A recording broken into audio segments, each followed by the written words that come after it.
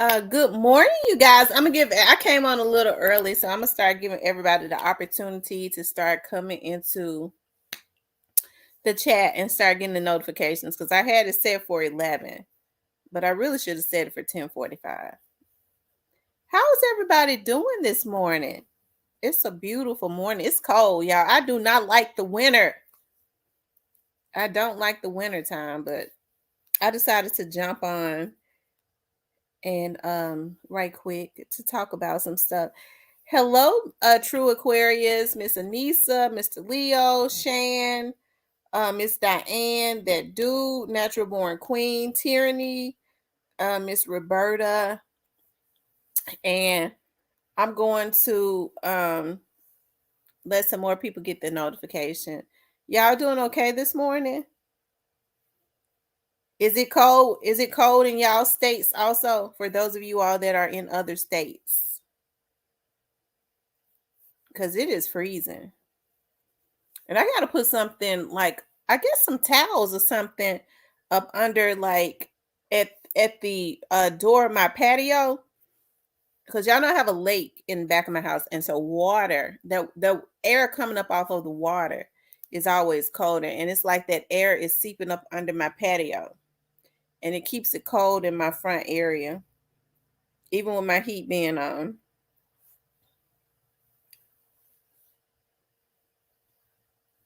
Hey, Miss Diane, right? Snoozy cake. It's warming up in Dallas.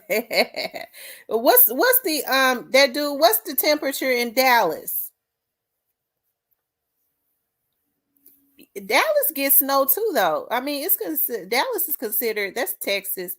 It's considered the South, but it's still I think Texas, even though it's considered like almost like some people would say the desert, but Arizona and up their way is the desert. But it still gets so it's about 40, it's like 32 around this area. So the ice has melted because even though it's 32 and cold, the sun is out melting the ice. Last night when I was coming home, it was still some black ice, and I hate going down them little narrow roads. I was like, Lord, just be with me, God, just be with me, Lord.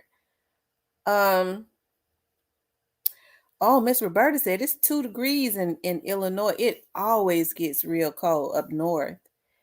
It always gets really cold. I'll be Miss Sherry said it's freezing in Kentucky. I'll be so spring is my favorite time. Like in February around our area, we always get ice storms and stuff. So hopefully we can get out of February without an ice storm. We already, had some ice, but nobody lost their power or anything like that because normally all the power and stuff goes out and stuff. But I'll be so glad. I'll be glad when April comes around. I'd rather for it to be raining a whole lot than for it to be cold and freezing. It still be kind of cool in April, but we know we're going on over to May where it's gonna start being real hot. And sometimes it get real hot in April. I was listening to somebody say, I love the wintertime. I do my best dressing. I don't want to best dress. I want to wear sundresses and flip-flops. That's what I want. That's what I like to do. I like to slide on flip-flops and tights and t-shirt, tank tops and sundresses. I was looking at some sundresses the other day. It's 52 degrees. Where are you at, Natural Born Queen? That's not real cold, 52 degrees, but that's cold. Oh my God. Miss Tanya said it's 12 below in Detroit. Jesus. I didn't know Detroit got that cold. That is just too cold. Ugh, the cold is depressing. It's depressing when all you want to do is just lay up under the cover. I be wanting to just lay up under the cover and eat some chicken noodle soup and drink coffee and drink hot chocolate and look up at the TV. Okay? It'd be a lot of people get pregnant around this time too. But y'all know I ain't gonna get no pregnant, right? It'd be a lot of babies made around this time because folks that don't go out, all they got to do is be in the bed. Were y'all able to get any Lil Wayne tickets? They sold out in my area. I didn't know Lil Wayne was on tour. Who is he? Who is Lil Wayne gonna be with? I miss Lil Wayne. I didn't know he was still rapping. It's like he went away. Susie said, "Go on and pop us out one."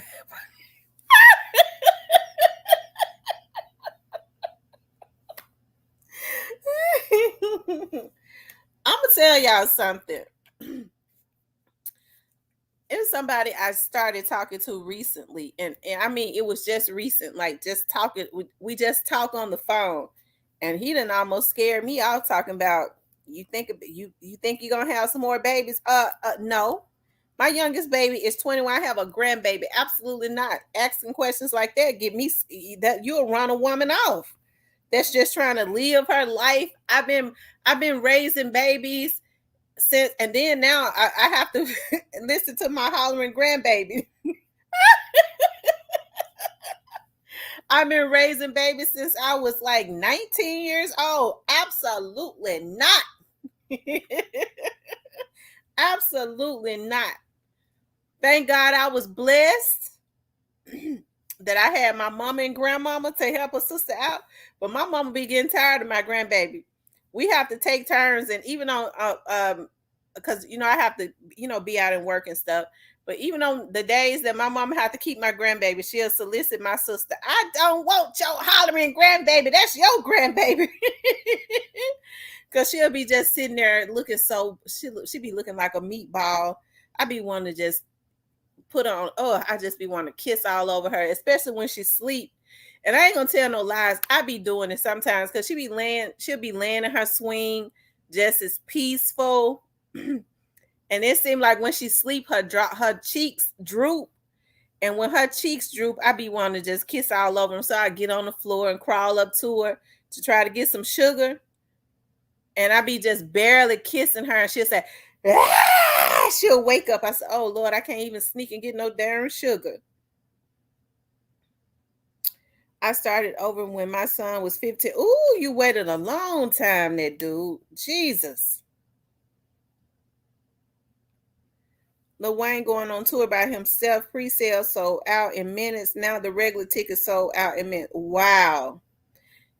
Ain't nobody seen Lil Wayne in so long. They want to see him. Lil Wayne has some hits that I love. I love the Fireman. I love the heat. The Fireman. I love that beat.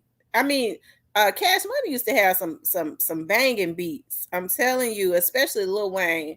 It was just something about the Fireman. I like that beat. I like to hear them. But I'm gonna tell you something. They always have a little mixture of that New Orleans bounce beat in it, and it's something about, because when I was in school, I was a majorette. So even now when I walk, because I was a majorette for so long, I have a stump in my walk when I walk. It's almost like I'm marching to a band sometimes. It's almost, even though I ain't been in school in many years, I kind of walk like I'm marching to a beat. So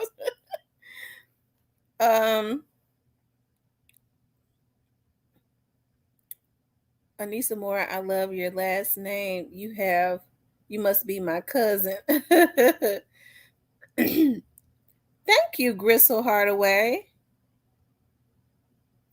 Tanya says, I have a 40-year-old and a 28-year-old.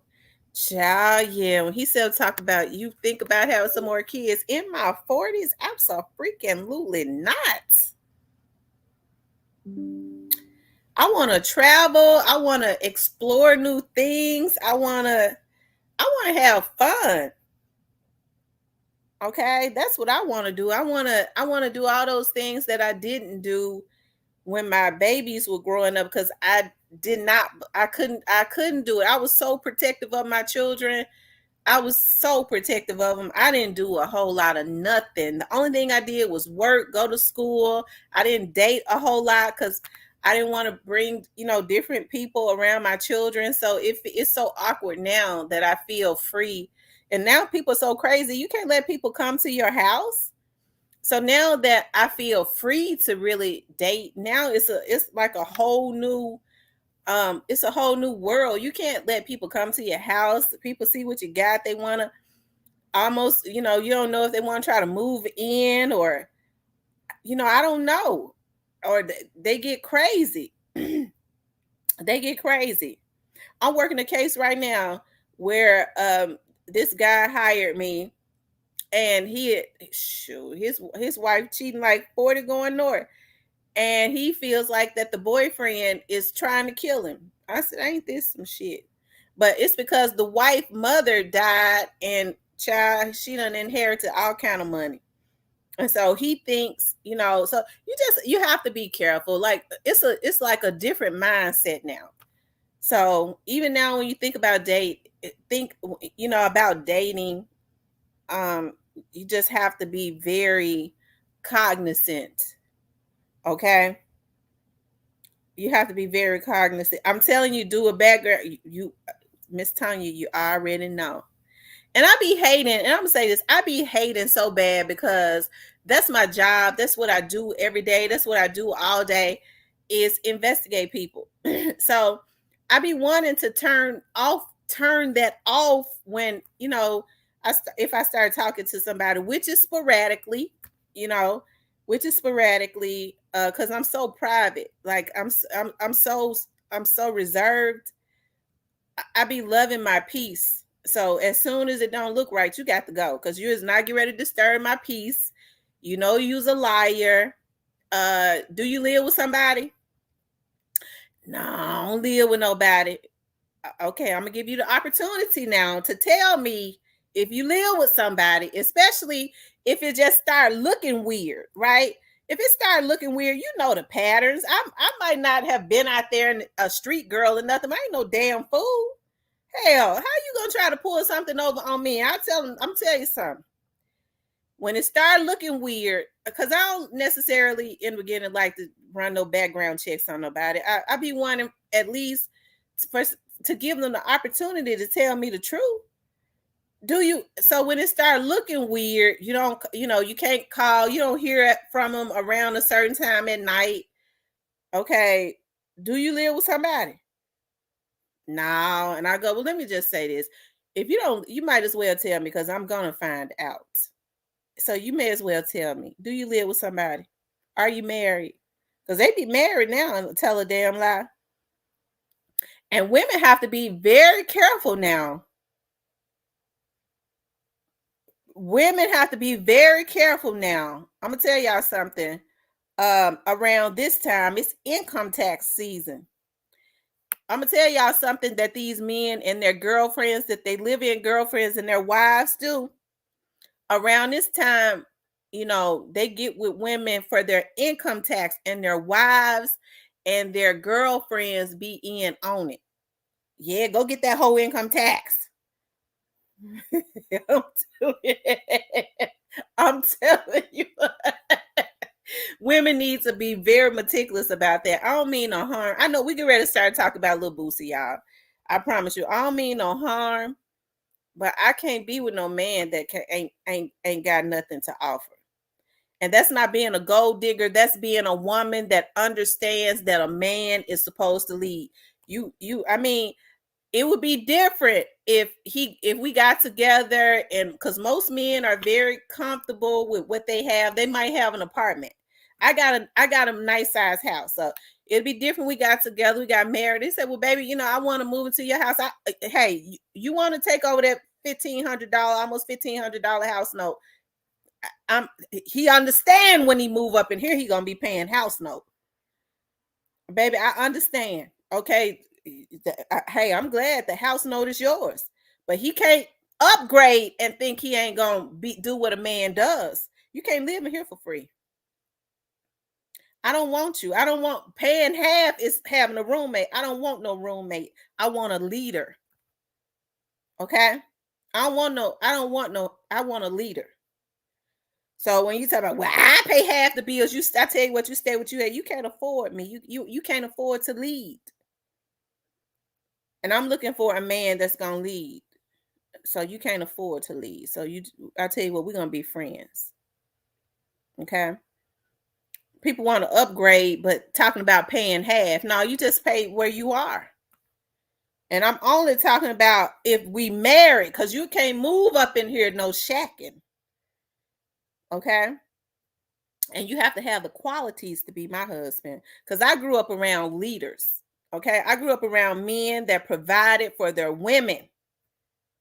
And that's what I want. A golden era, you ain't telling no lie. I ain't never in my life. Look, my subscribers be getting mad. I said I was gonna show much respect to my older subscribers because I do appreciate all my subscribers. I don't be one because I be getting mad and flying off. And I'm sorry, but I just gotta say this, and I don't want my older subscribers to get mad. Cause see, Golden Era said, a master says women be taking a magic stick for payment. Y'all, please don't get offended, but ain't no dick good enough for me to flip out over. It just ain't. I ain't never. But I ain't, like I said, it could be because I ain't been with that many people. But I've been with enough. 7 is enough. It's enough because I done had something that's real good, and I still ain't flipped out. And I mean, it's been good too. I'm like, ooh, he got some money and it's good. I wonder if he want to marry me. But I sure didn't flip out. Snoozy Cake says that's all the men around me. So it's weird if a man don't provide. I carry myself in a manner. Right. A woman is supposed to be the helpmate and not, my mother and my grandmother always taught me to be a wife and not a knife. And a woman builds up a household. Now, I know a lot of times as women, even though we don't want to admit it, there are things that may make us feel insecure sometimes, right? There's a lot of issues like when men do stuff because men cheats. They will, if they have the opportunity, even the best one, they will go and get them some more tail, even if they don't plan on leaving their family. They love their family. I guess it's just too many opportunities out there now, especially with these women doing anything for $40. I was so green when I was looking at people on social media saying, but see, a high, what's the word I'm looking for? A man that don't reside on the first floor don't even want no woman that's giving away nothing for $40. It couldn't be right. I mean, your vajayjay is one of the most precious things. Your whole body is, but that's like it when you let somebody up in that's the gateway to your soul, like your energy, your soul, your everything, and you giving it away for $40. I was so green when these folks was posting on social media talking about I had older women, and I was like, where about these older women posted I got my own $40. I guess he don't want a woman with her own $40. I didn't know what was going on. These folks sitting up talking about I didn't know that the young girls were selling their stuff for $40. That's the reason why I don't mean no harm. I ain't talking about, top tier men. Because top tier men know for something that's being sold for $40 ain't valuable, ain't got no value to it. But a lot of these men that reside that's got this first floor mentality, they falling in love with what's being sold for 40. Okay. Hey, Robbie. They falling in love with that. Okay.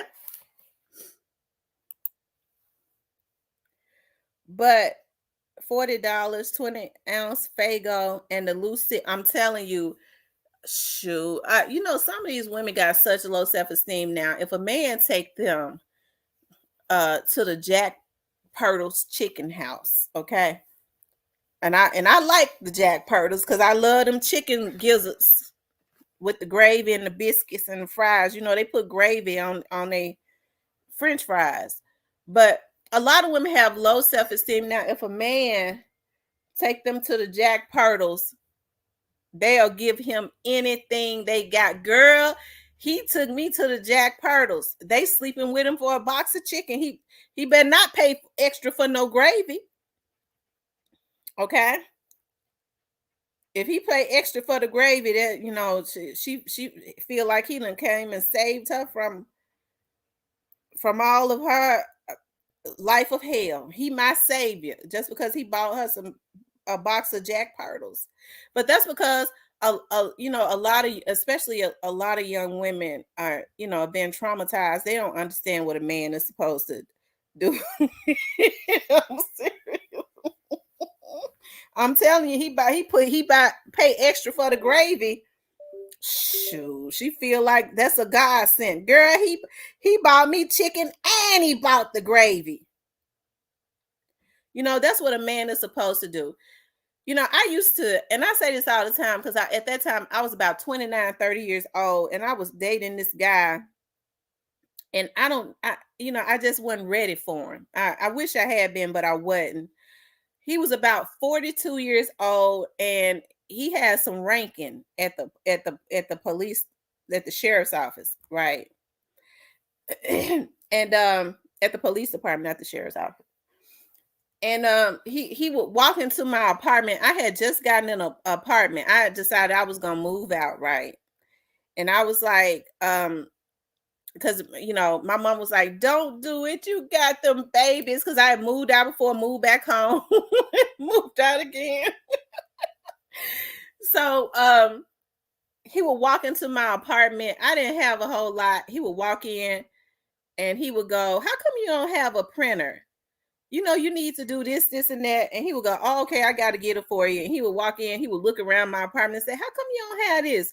"Oh, don't worry about it. I got to get it for you."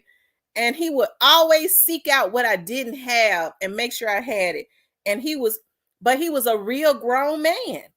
And because I wasn't used to no real grown man, because I had not dated a whole lot, I felt like he was smothering me. I was like, "Dog, even though I knew what a man was supposed to do, I was shamed. I was like, I wonder what people gonna say if they find out I'm dating him. They gonna say I'm just trying to date rank. I just really mentally, immature. If they find out I'm dating him, they gonna say she just trying to date rank." And they talk about girls that date them officers that got their rank. But he was so good to me, and he liked me a whole lot too. I stopped talking to him. Snoozy said, "That's my dude." I'm telling you, but that's what men are supposed to do. And even if they don't have it at this point, they ain't gonna, I can't stand to hear a man say, "I'm gonna come up off of a bitch." That's the word now. Come up off of the bitch. And that's the reason why a lot of these men can't make it, because God says that the woman is the blessing, and God, they don't understand. I think that's what the powers that be want to put into the atmosphere, because they understand how powerful and chosen the black women are. And so a lot of these black men don't understand, even though that they are raised by women, they saw how their mothers and stuff struggle by trying to mistreat a black woman, is the reason why a lot of them in the positions that they are now. Because God says that, when a man finds a wife, he finds a good thing and obtains favor from God. Once you find a good woman, God gives you favor, because the woman is the favor, right? And people have completely gotten away from that. That's why you see a man that when he gets a good woman, he starts to rise. And then when he decides, that he want to go do something else and mistreat that woman that has helped him, because it's usually her mind and her ideas that has helped him to get to where he is, God to take it back from him. He end up losing it. Right, the woman is the helpmate. And I'm not saying that a whole lot of women are right, because there's a lot of women that are just damaged, completely damaged. They tearing up their households. They whoring like 40 going north. They don't know how to act like women. They carry themselves like sluts. They sit up and let these men send them out. They doing any and everything, and they got kids and grandkids. I ain't never in my life seen a like before. Okay. Anyways, you guys, I guess I need to get on into my subject, right? People started tuning in. I don't know how we got into it. We talked 25 minutes about that. My man's so heavy on being the provider. I literally have to surprise him with stuff for him to take it. I make him a hygiene basket every month. Oh, that is so, I'm telling you, like, people can say what they want to, but in my lifetime, with the few guys that I have dated, quite a few of them have been street guys, right? And so a lot of them don't identify with what these street dudes now. They're just pathetic. Some of them come up off of the bitch. Them dudes didn't believe in no woman taking care of them. All they wanted was a good cooked meal. You know, they wanted that, and for you to at least they wanted some peace.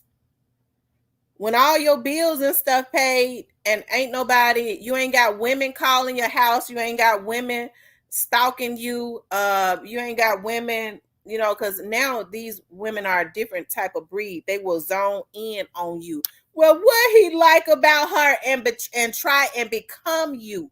That's the reason why I say you have to be very meticulous about people that are low vibrational, especially men that you allow into your circle. You don't know what type of low vibrational women that they got with him. A lot of these women are borderline stalker, and they're very and they are, because they don't know who they are. And so they're very manipulative. I don't know why they say I'm doing that, you know, just very manipulative. And so you got all of these people, he's low vibrational. Everything that's attached to him is low vibrational. You got all of these people pulling on your energy, especially when you're gifted. You know, when you're gifted, I know that God gives me gifts. Okay, anything that comes to my mind and God will give it to me. I have an epiphany. I go, oh, I want to do this. And I'll just start out doing it, and God will turn it into a gold mine. So that's when you know that you're gifted. I don't watch other people and try to become them. I see men trying to regurgitate everything I do. I just don't do that. People don't know who they are. And when they don't know who they are, they will hate you because they want to be you. Maybe I can hijack her energy and destroy her, put a hit on her or something like that, and become her. This is what is happening. It is like that Cain and Abel spirit is in the atmosphere. And I'm telling you, it is happening. People don't believe in spirits and energies. They act like they believe in God, but it's happening. People don't know who they are, so they're looking to hijack anything that they can because don't nobody want to suffer or struggle or meditate to try to figure out who they are. Right? That's what's going on. And so that's why I'm extremely, happy. As much I've had to cut off so many people, and I'm kicking some truth now. Yeah, I've had to cut off so many people, and it hurt me to my soul because when I love people, whether it's my friends or my family or anybody, I love them so hard because I don't have that many people in my circle. So I'm very protective and I'm very territorial, okay, about my friends. And that's why when I get on here and people say, I heard somebody say, well, I just think she just scared a black youngster. You got me fucked up. Okay. Me and black youngster's cousin has been best friends since I was 5 years old. That's my rider. And although we have different friends, okay, we have different friends or whatever, because she out in the street for real. I'm telling you. I left the projects and went one way. She hang around Crunchy Black and all that. I was looking at her the other day. Crunchy Black be right there in the hood on a damn bike. She was out there with them. But she's loyal. And so even when I get ready, it's be some stuff I want to say about black youngsters. I get to thinking about my best friend. I go, dog, I can't. And I might say something about him, and then I call and testify and say, "You're not mad at me, are you?" So I pretty much don't touch on him. It ain't got a goddamn thing to do with him. Lord, forgive me for that. But it's got everything to do with I'm very protective and loyal to my friends. And if something bothers them, then I'm going to cut that. And I expect that. That's the reason I cut people off. If I say, that bothers me. If they don't cut it, because if something is bothering somebody that I love and I'm loyal to it, and I'm going to cut it. If I say that bothers me, I don't like it when you do that, and they don't cut that off, I'm cutting them off because I'm loyal to a fault. I rise. I ain't bragging, but I'm a good person to have on your team.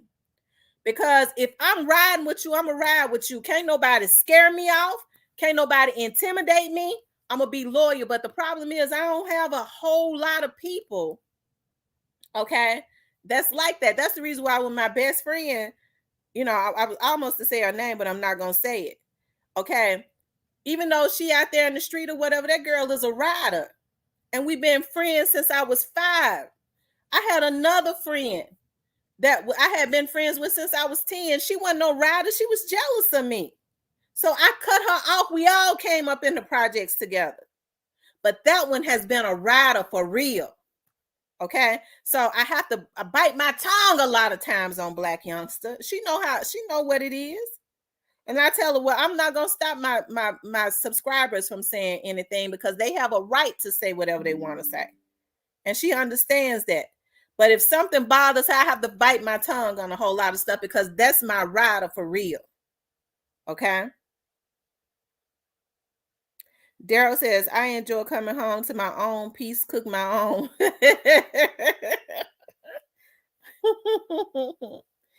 Miss Young. Boss lady says, dudes got to stay off the internet running their mouth. Yeah, these men tell on themselves. I mean, they tells on themselves. They be the ones doing it. And all we do is just talk about whatever they put into the atmosphere. We couldn't talk about it if they didn't put it into the atmosphere. It's most definitely not worth. No, it's not worth losing it. That girl rides. I'm telling you, like I said, we hang out into. I'm not gonna hang out in the heart of South Memphis.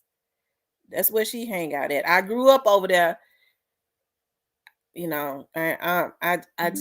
just not a place that I dwell. But a lot of her family still lives around the area. A lot of my family still live up there. But I might go. My cousin have a barbecue. I'll go sit on the porch and choke down some barbecue. But I got to go because they don't get to shoot.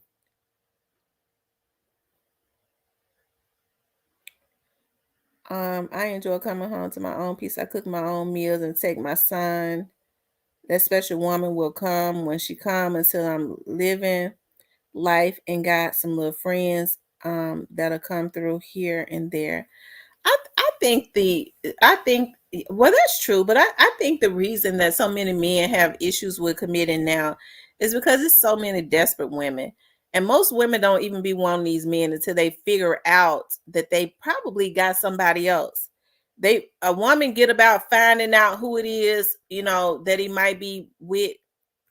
If that girl got something going on and she feel like she's got something going on, she's going to try harder to get him until that girl leaves, and then she'll lose interest because it's all about competing with that woman. These women ain't competing with these men. They trying to prove something to themselves, especially if that woman got a lot going on. Oh, okay, that B thinks she's something. I'm better prove to her I can get him, and he loses mind. And then that's the reason why a lot of them end up with nothing. Because once the real chick gone, all the other ones, fall by the wayside. Because they weren't competing for him. They was really just competing with the other woman to prove something to themselves. Hey, Monica. Hey, Joy Love Scott. Okay, y'all. Let's talk about Boosie. Now, I was over on Sauce Page, okay? I was over on Sauce Page. And Sauce 500. And I'm gonna pull it up. When I saw that, y'all talking about laughing. I laughed so hard I couldn't stop laughing. Boosie, he titled it Boosie. Boosie cuss his fans out, I believe, and begging for support. Oh, it tickled me so bad. I was looking at it. Boosie said, "I'm calling y'all kids B's and H's." He said, "All my fans dead."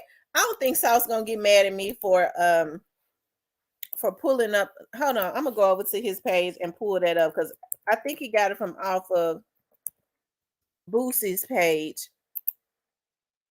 I will reach out to him. Here it is on Instagram. I don't know his Instagram. Ask him. I got tags on him. Hold on, y'all. I'm getting ready to pull it up.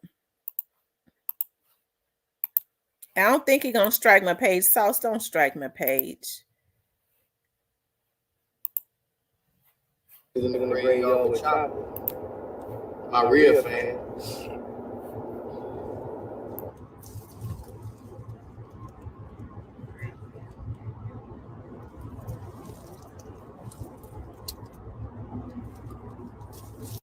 In the graveyard with Chopper. My real fan.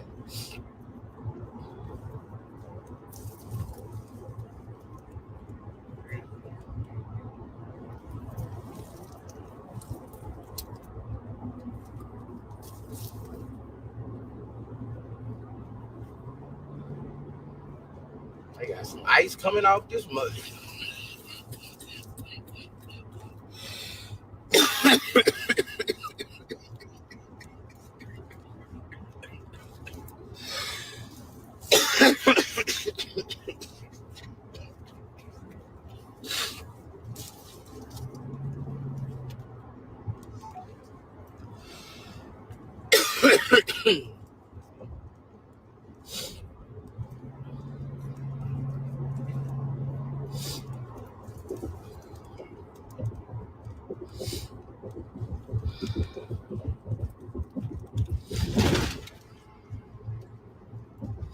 Now all my fans dead. All my fans dead.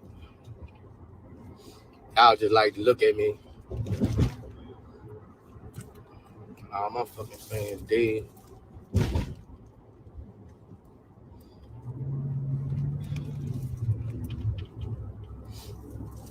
I wish they could shoot y'all ass from the grave.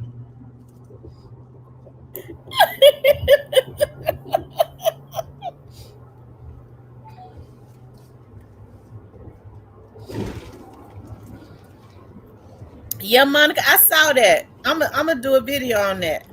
If you haven't bought my movie, I need you to get off my live. I'm calling you and your family a bitch. So if you ain't got my movie, can you get off my live? I'm talking about your family. Can you log off? I should see my numbers going down. I'm calling you a bitch and your family. Because you like to watch me, but you don't like to support, so you a bitch. So if you ain't got my movie, can you please get off my live? My numbers should be going down now. You a bitch. You haven't bought the movie, you a bitch. Your children a bitch.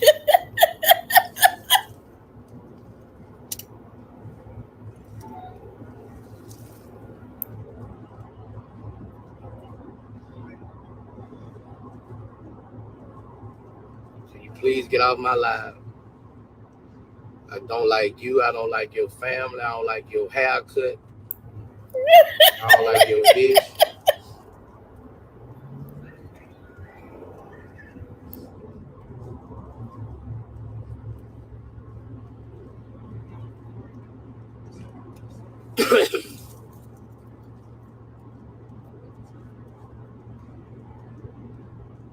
I'm asking you to please get off my live. If you haven't bought my shit, can you please get off my live? I do not like you. I do not like you at all. Can y'all please get off my fucking live? I do not like you. You ask me for a motherfucking handshake, I'm gonna spit on my hand. I'm gonna put that backwood hawk in your fucking hand.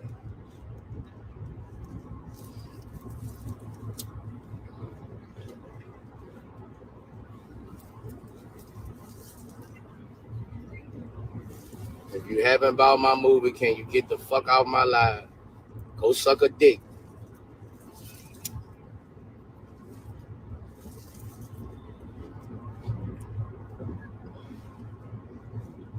For niggas and bitches.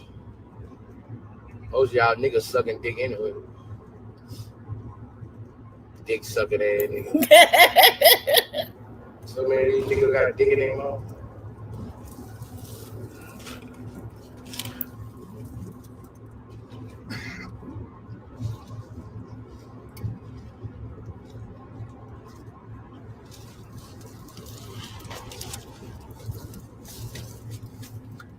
Bagging ass industry.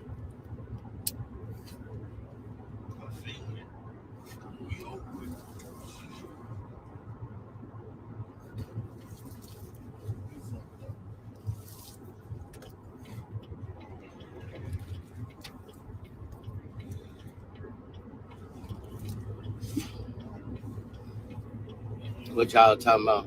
Man, I wasn't in no fucking PC, man. I don't do PC. I'm a population nigga. I don't do PC, bro. That nigga lied on me, bro.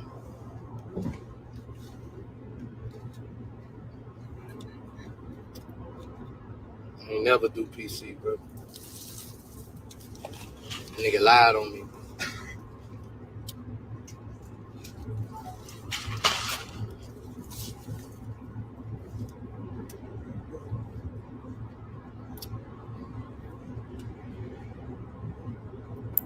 He talking about Baby from Cash Money, brother.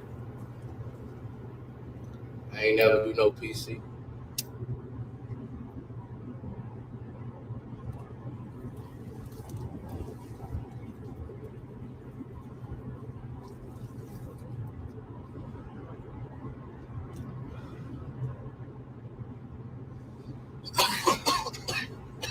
Can you get off my live? Hey, charge my phone up. Can y'all get off my live if you ain't bought my movie? I'm calling you a bitch. Why I be on the live if somebody calling you and your family a bitch? Get off my live, man. If you ain't bought my movie, get off my live. I'm calling you and your family a bitch. Let me hear one of y'all blunts. I'll just keep it. I ain't passing my blunt. You don't have to pass it. You can roll your own blunt. I'm on the edge. Let me get on the edge. Put that bitch back on. Hold on. I'm on the edge. Gotta talk about that retarded.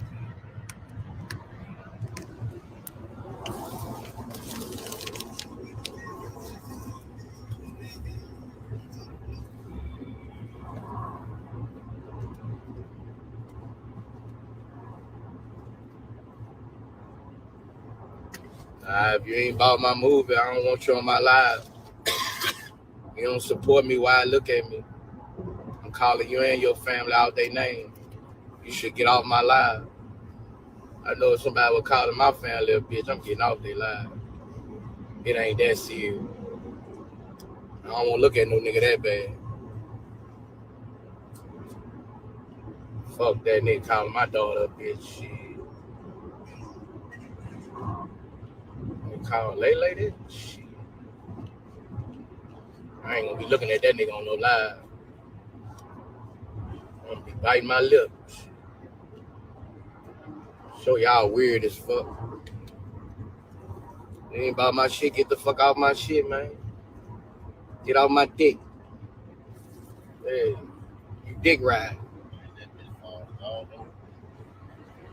You don't want to help me support my nothing I do. You dick ride. You just like to look at me. You a dick ride.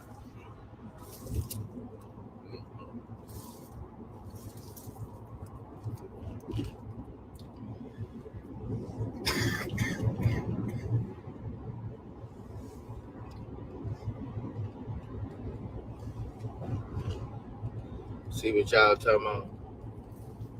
What up, Boosie? This dick.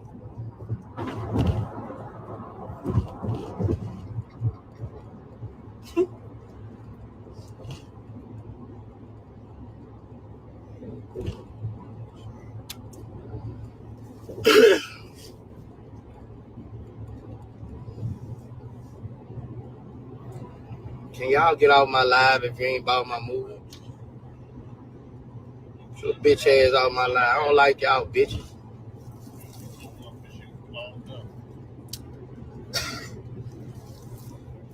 I only fuck with people support me.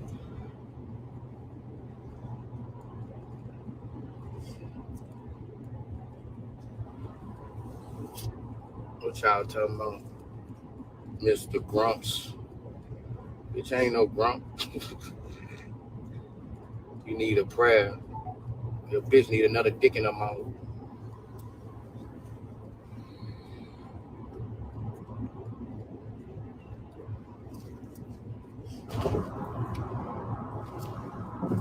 You ain't bought my shit. Get your bitch ass off my live.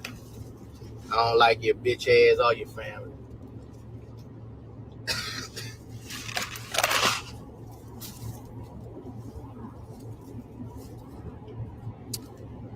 It's eye for eye, tooth for tooth now. You ain't got my shit, get your bitch ass off my life. Fuck you.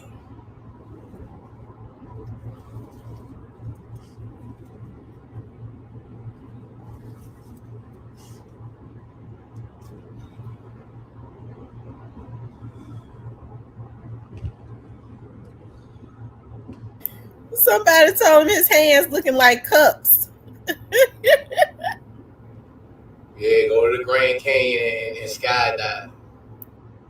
Just go to the Grand Canyon and skydive with a book sack on. Then we ain't gonna catch your ass. Just try it. Go to that Grand Canyon and jump with a book sack on, bitch.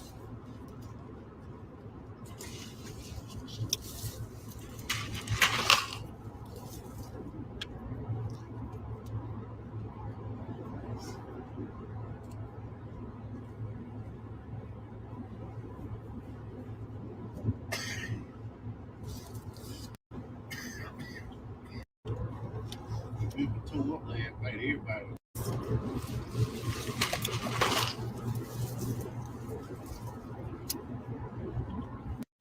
Why beef with me? Beef with a nigga don't want no beef with me. Cause somebody gonna lose their life. Everybody know that. Why beef with me? Okay, I'm gonna stop it right there. Boosie a whole mess, but somebody asked him, was he beefing with with somebody? He said he ain't beefing with nobody because anybody beef with him gonna lose their life. So why beef with him? Boosie a whole mess. Now, you know, he's a clown for real, but I truly believe that Boosie do feel some type of way about not being supported.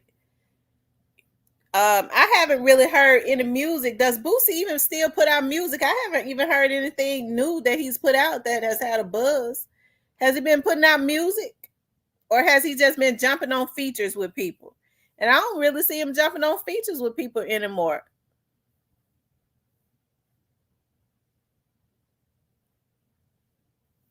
They are going to jump off the Grand Canyon with backpacks full of his movie.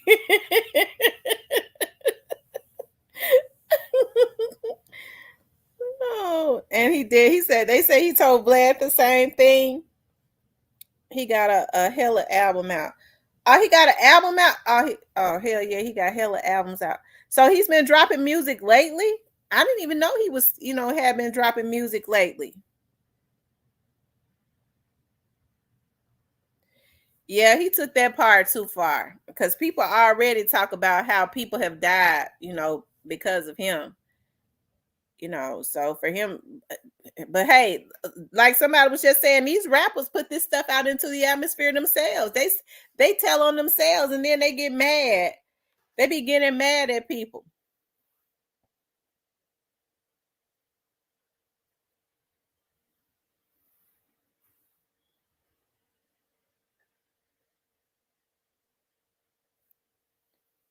Oh wow. So he has been putting albums out. Everybody knows he's not because he was innocent. He's not out because he was innocent. Right, that's true. Him and T are trying to keep the industry from finding out about King and Tootie. Oh, did y'all see his daughter's freestyle? She is so good. I was looking at his daughter's interview. I think, the interview was titled How She Came Out to Her Dad. I think isn't his daughter a lesbian or something? My best friend is Boosie producer. He has and still made beats for Boosie. Okay.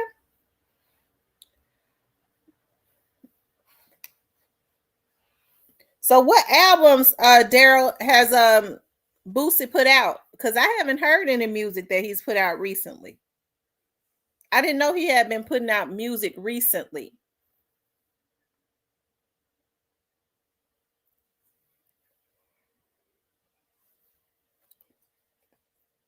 Yeah, his daughter has a nice flow. You can't take that from her. She's you know, I wish success for the young lady.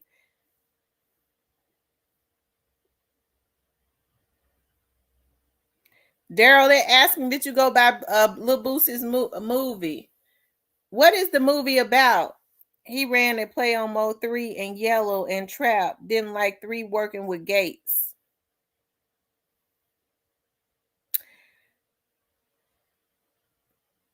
Wow.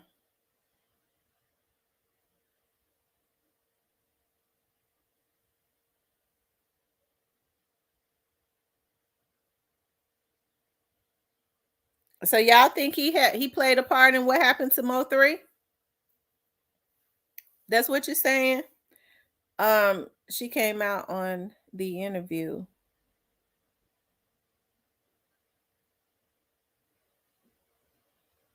Oh, Daryl says he got the movies. Boosie homophobic. That's not a secret. One of them has Grove Hero and Desi Banks in it.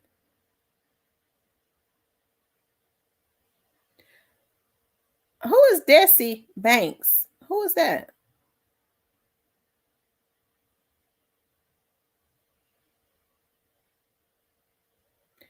That's why you could hear the tears in her voice when she did one of her songs on the interview.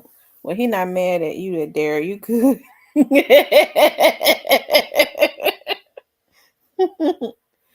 I think he did the whole getting shot thing was a play. Wow.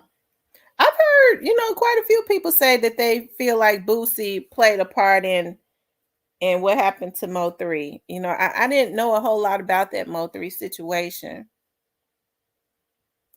Oh, Desi Banks is hilarious.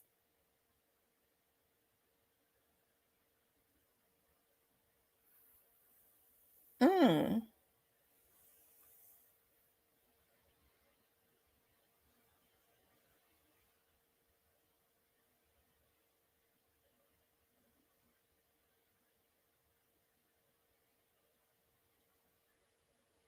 A comedian out of Atlanta. Okay. I don't know the names of his movies, but he did like a premiere. They said nobody showed up. They said nobody in the industry even showed up. Let me see if I could pull up Boosie's movie premiere.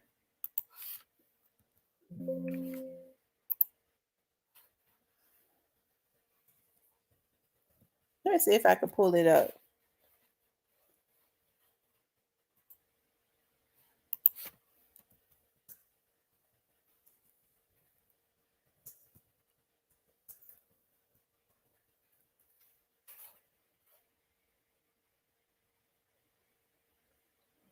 Wow, it says Boosie Badass says he was the only celebrity to show up at his movie premiere. So he was mad. No celebrity showed up.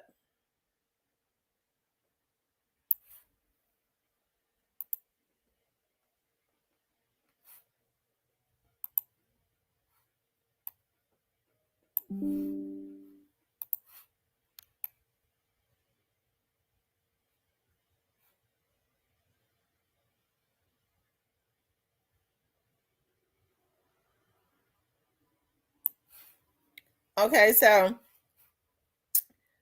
and shout out to Sauce 1500. That was his video that I pulled up. Make sure y'all go and subscribe to his page also.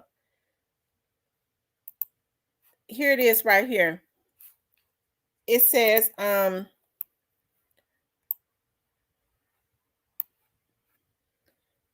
it says right here, he posted on Twitter, he said, the only celebrity who came to my movie premiere, me, Water Boys.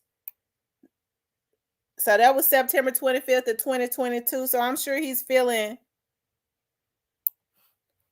a certain way. Hey, I'm dropping my Water Boys movie 9/28 on BoosieMovie.com. If you fuck with Boosie, man, you an artist, man, I need a post up, bro. You know, y'all got all them followers when y'all post a nigga that really helping niggas shit get out there. You already know that. So if you fuck with Boosie, Give me a post up, nigga. Shit, I ain't got no op shit.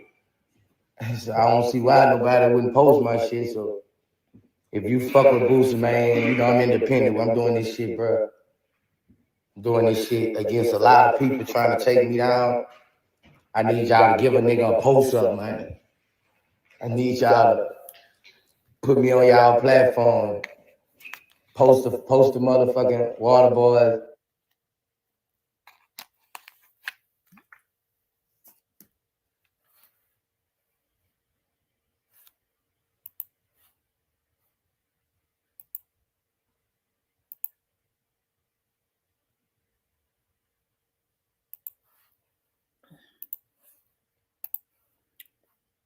I don't know what happened. It stopped.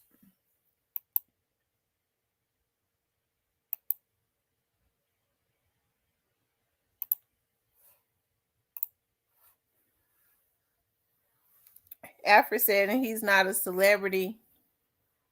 Wow. Boosie ran his mouth about Bad Low, and nobody wanted to be around that movie place thinking Chicago Gangsters was coming about the jeweler.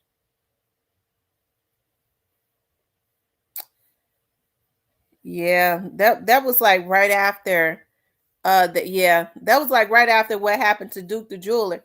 You know, you would have thought that since he had been hanging out with Jay Prince Jr. and all of them, you would have thought that they would have shown up. But have y'all noticed since that situation happened with Duke the Jeweler, you have not seen, well, we haven't seen in the public, you know, Boosie and Jay Prince Jr. and them at all. But I guess nobody really has seen Jay Prince Jr. anyways. You know, they say he comes to they say he be at the shows when a lot of those little shows and stuff that, you know, Finesse two times have, but I'm sure he don't be at the Atlanta ones. But they say he was in the Memphis area when Finesse had some kind of show.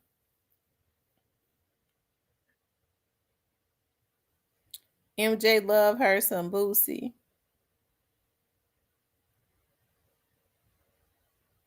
Wow.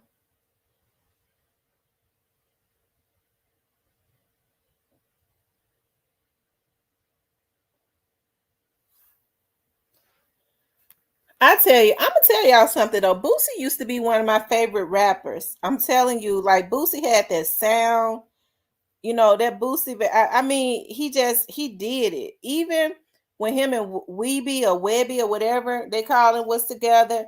I like Webby, but he, you know, him and Boosie together, that it was just off of the chain. I loved it. I love that song Zoom, and y'all know that song happened a long time ago.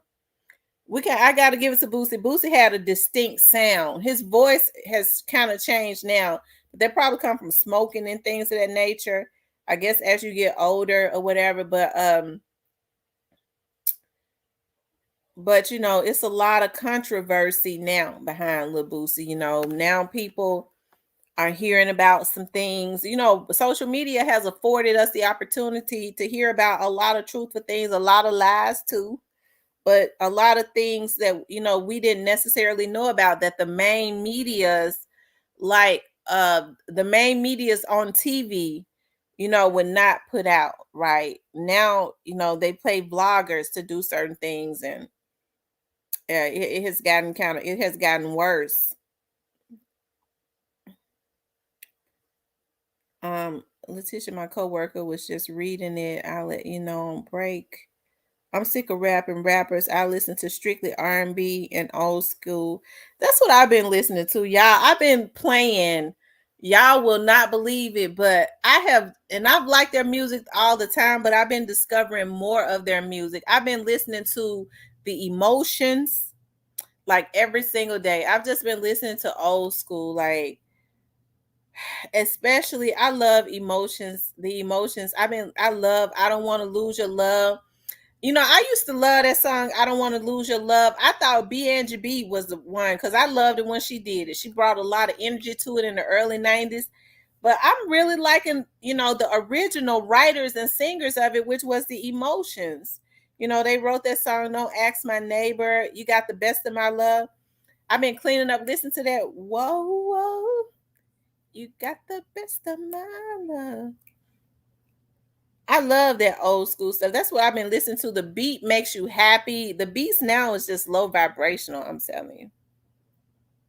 How his leg healed so fast. Didn't he get shot after Mo 3? We were a different kind of ignorant. I'm telling you, we were crazy. Now I have to go and just put it out there. I think Weeby is borderline mentally retarded. That's borderline mental retardation, and I'm telling the truth about that.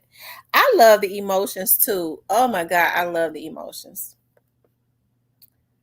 I love the emotions. Who else have I been listening to? I've been listening to Willie Hutch. You know, Love Power. Love Power. My people on my TV show asked me to do like an R&B show. You know, I would, you know, do like a rap show or something, but I can't fool with these rappers. I'm not gonna do it. My mind is not set up to deal with that. You know what I mean? It's not set up to deal with ignorance. My nerves and stuff is real bad. He faked it. I listen to a lot of gospel too, Monica. I listen to so much gospel. Like in the mornings when I get up, what I normally do is I meditate, and then I'll turn on my TV and I'll go to the spoken word Bible that's on YouTube, and whatever scripture, like when I go to, I'll just type in spoken word Bible, whatever comes up. You know, you have people that read scriptures from the Bible. I go, that's the scripture that God wanted me to hear that morning. Okay. I love Psalms 23 so much. I do. That's a scripture for everybody to meditate on too. It's just an awesome scripture, Psalms 23. Um Psalms, I call it Psalms 911, but Psalms 91 and 1, that's another scripture that I meditate on all the time. Miss T played with me video from the Breakfast Club when he couldn't pronounce their names. Where's that video at? Let me see.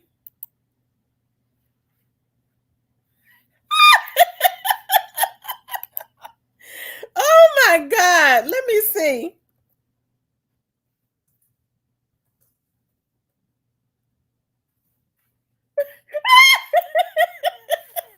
Wait a minute. Oh my God.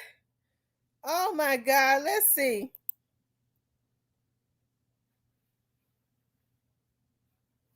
Let me see. Here it is.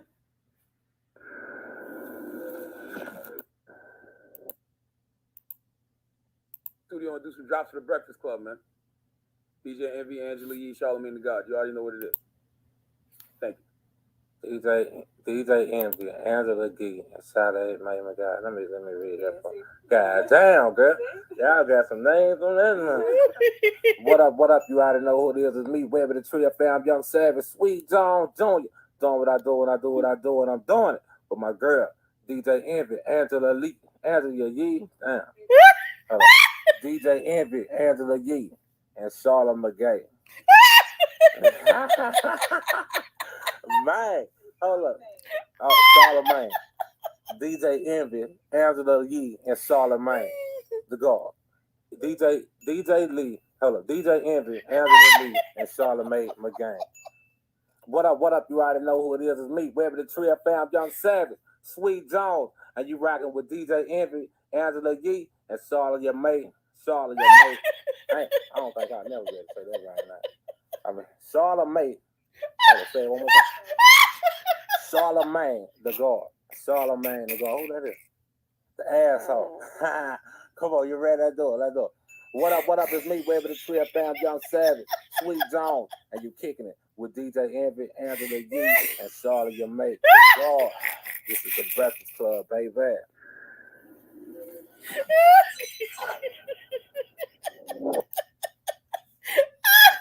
said Charlamagne.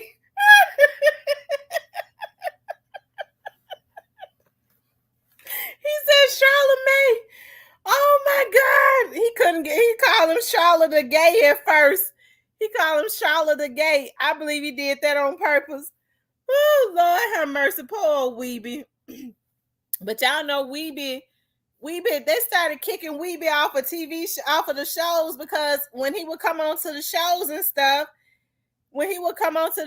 y'all, he didn't know how to act.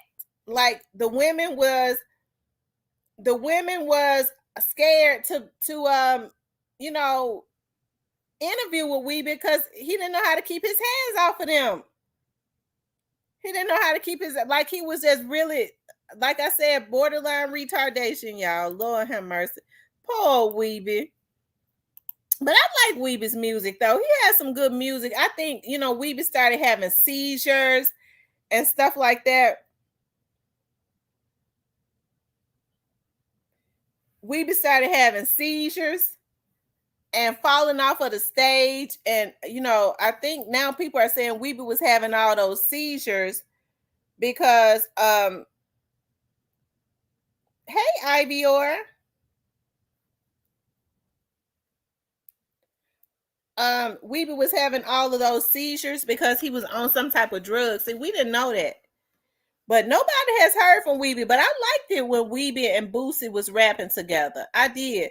I think Weeby and Boosie fell out. Boosie was mad at Weeby because he said Weeby didn't give his mama no money or something that happened when he was in jail. So I think Boosie kind of fell out. Daryl, isn't that why Boosie fell out with Weeby? Didn't it have something to do with some money?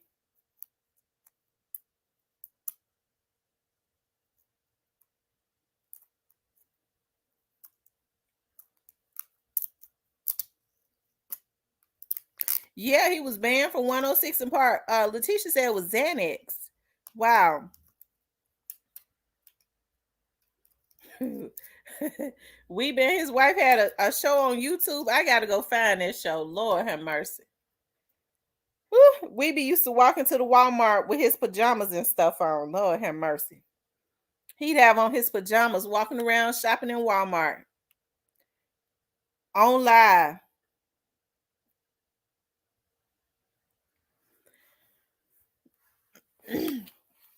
Okay, y'all. I want to talk about y'all. I'm gonna tell y'all. I got another laugh before I got on here, y'all. I looked at that interview with Crunchy Black, and I laid out on my couch laughing. I'm gonna have to do a video on that. Now, Crunchy Black might be I'm not gonna say nothing yet, but I laid out laughing, listen to that interview with Crunchy Black. Lord have mercy. But I'm glad Crunchy Black is getting some airtime, whether his stuff is accurate or not. I was a big fan of Crunchy Black. Crunchy Black actually helped to get 3 6 Mafia attention when he was dancing. Crunchy Black used to be the dancer, okay? He started out dancing, and he set a lot of trends, okay? But when I was listening to that video with Vlad, I done fell out laughing. Crunchy Black done been telling it all. I know it. Y'all make sure y'all hit the like button. If y'all haven't hit the like button.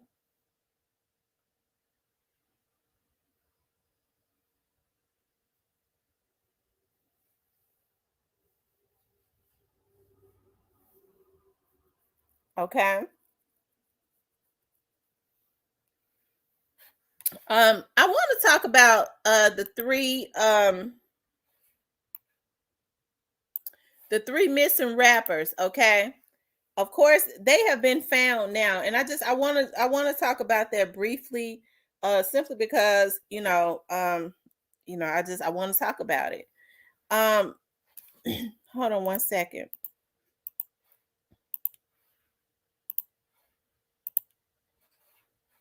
It says cops searching for 3 missing rappers find multiple bodies. High-altitude surveillance balloon that is over the continental United States right now. National security officials continue to monitor this Chinese surveillance balloon. Wait a minute. This couldn't be it.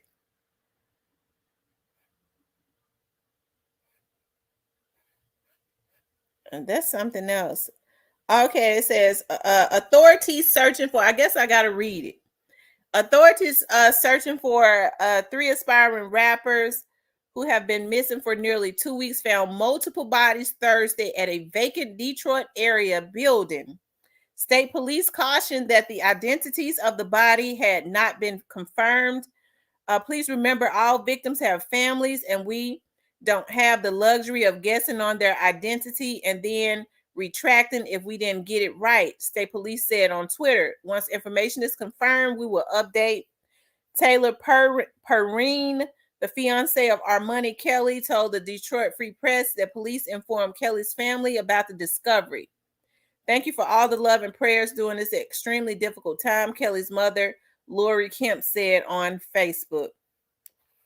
Okay, so the bodies have been found. Detectives are continuing to investigate this incident and more than likely will be there throughout the night, state police said. 3 men met while in prison. The 3 men met while in prison. Kelly and Givens were on parole at the time of their disappearance, according to State Corrections Department. Okay. So what do y'all think happened to them? It seemed like to me somebody set them up. They went somewhere. Somebody set them up, y'all think? Let's see.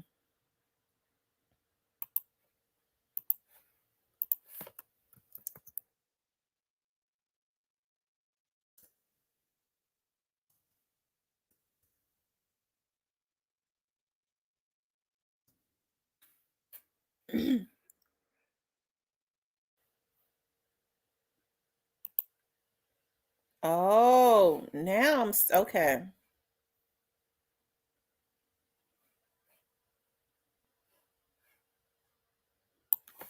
See, y'all, I like for it to be video, but I'm gonna have to read this because I think this is essential right here.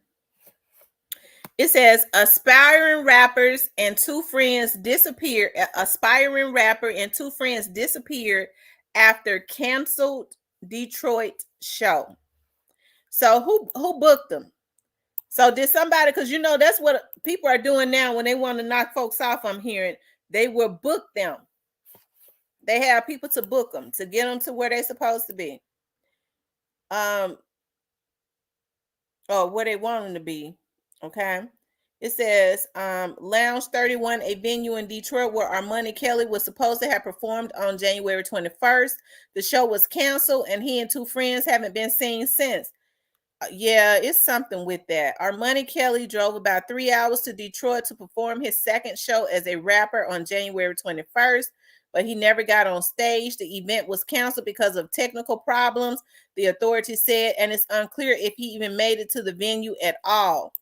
Mr. Kelly, 27, and 2 friends who were supposed to be at the lounge, Dante Wicker and Montoya Givens, both 31, were later reported missing.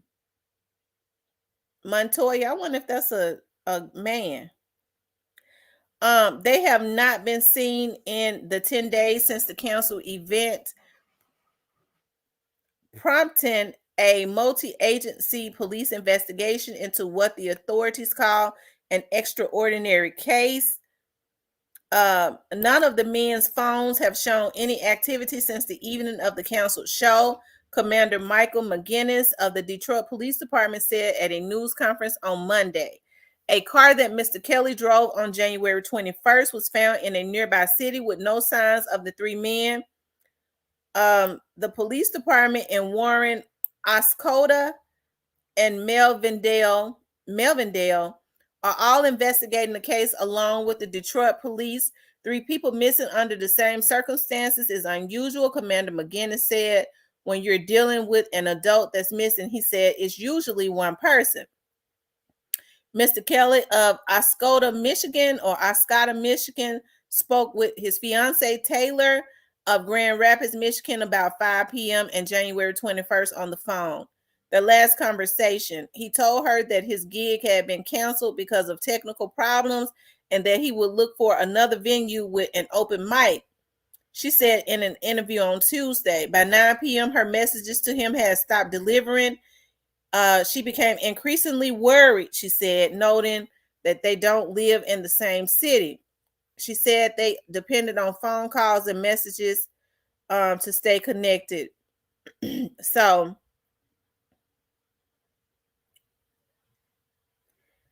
okay, and it goes on to talk about how his girlfriend, the next day, she contacted his family to see if they had heard from him. And then they reported them missing. And this is them right here. So yeah, I guess the Montoya Givens, that's a girl's name, but I guess, I guess it's a boy name too. That's them right there, missing persons and homicides unit. Okay, so it appears that they have been found now, right? But I think it's something with who booked them, who booked him and then canceled the show because of technical difficulties. That could be something right there. Because like they say now, these folks so crooked, they book you, to get you to a location. They have people to book you. Okay. Let me see.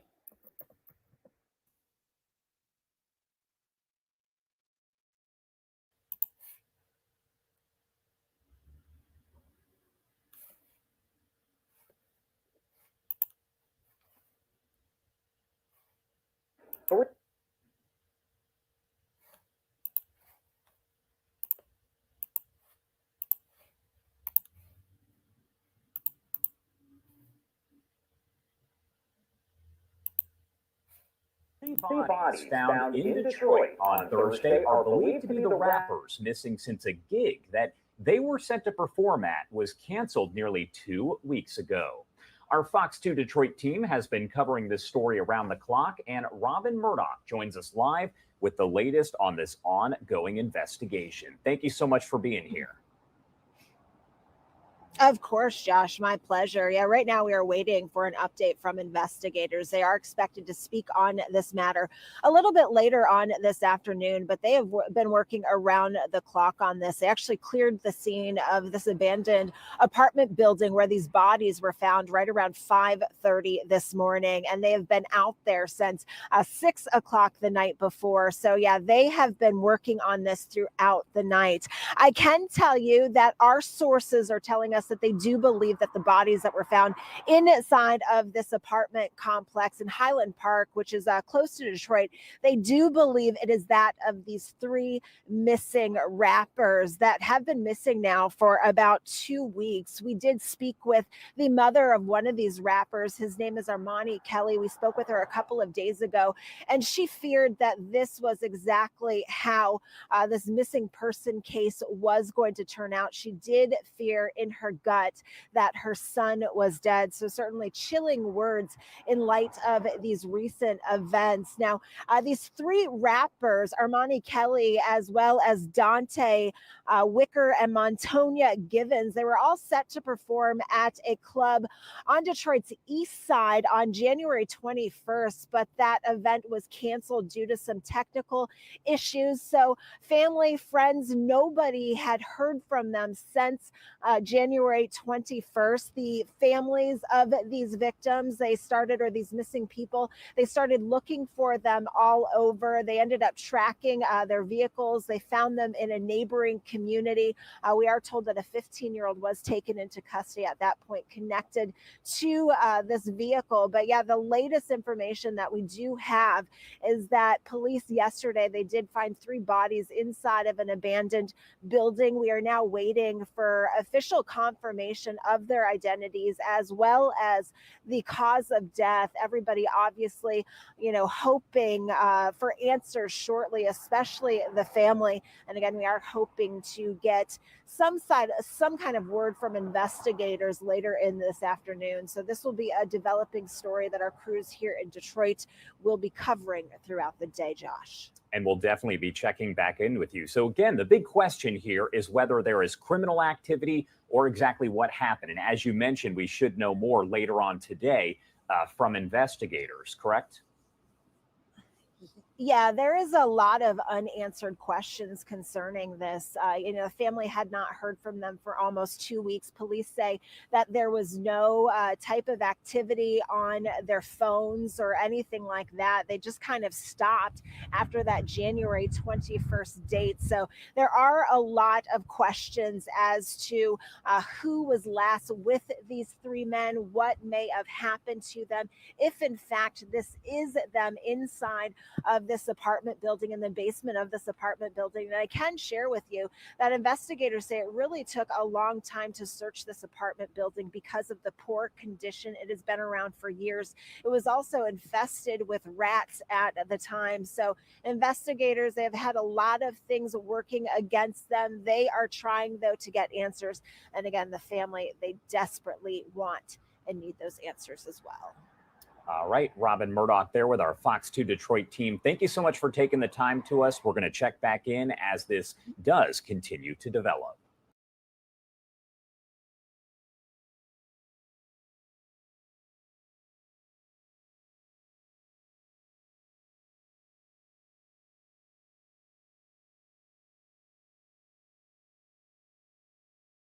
Tonight, we're learning more about the investigation into the disappearance of 3 rap artists. Rappers went missing 11 days ago after their show was canceled at Lounge 31 on Detroit's east side.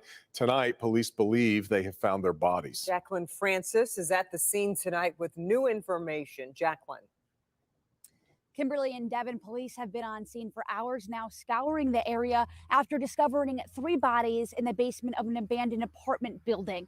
Police sources telling us tonight they believe those bodies are those of the 3 missing rappers last seen 11 days ago. All I want is someone to tell me where he's at so we can go home and I can lay him to rest. This was Lori Kemp earlier today, hours before police made an alarming discovery. Kemp's son, Armani Kelly, has been missing for close to 2 weeks. Deep in my gut and in my soul and in my heart, he's gone. Her mother's intuition may now be reality. 3 bodies were discovered in the basement of an apartment building on McNichols west of Woodward. Police sources tell Local 4 they believe they are the bodies of Kelly and his 2 friends, rap artists Dante Wicker and Montoya Givens. All 3 have been missing since January 21st. Kelly was supposed to perform at a Detroit club that night, but the performance was canceled. He, along with the 2 others, haven't been seen or heard from since. Kelly's mom says police alerted her to the discovery of the 3 bodies, but have not confirmed the identities at this time.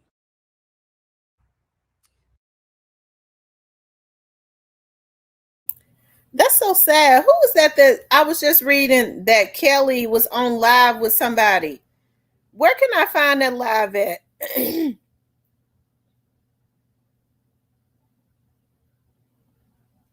Wow.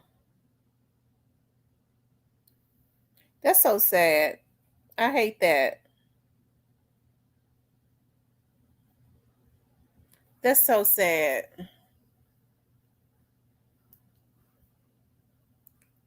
So I wonder, well, like I said, it would start with making sure whoever booked them, it wasn't nothing shady, because it appears that somebody set them up. Did somebody book them to get them there, to rob them or something like that? I don't know. Was they lured there? Because it's, like I said, people are booking folks now to, like Avior said, to backdoor them. That's a way of backdooring them. Yeah, my condolences to the family. That's sad on so many levels. Yeah, it does. It sounds like a hit, Avior. It does. It sounds like a hit. That's so sad. I wonder, with things of this nature happening, we need the Black leaders for things of this nature. Why aren't the Black leaders outraged at a lot of this Black on Black crime? It's absolutely senseless. Okay? We need for the Black leaders to be just as passionate about stuff like this.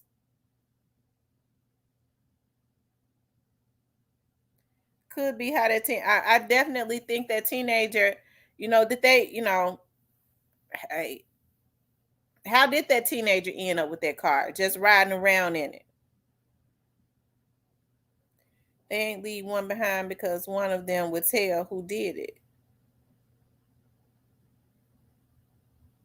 There are no leaders, right? We need for Al Sharpton to be preaching sermons about things of this nature, because this is heinous in nature also. I need for all of our good Black people to be in an uproar about what just happened to these 3 African American men also.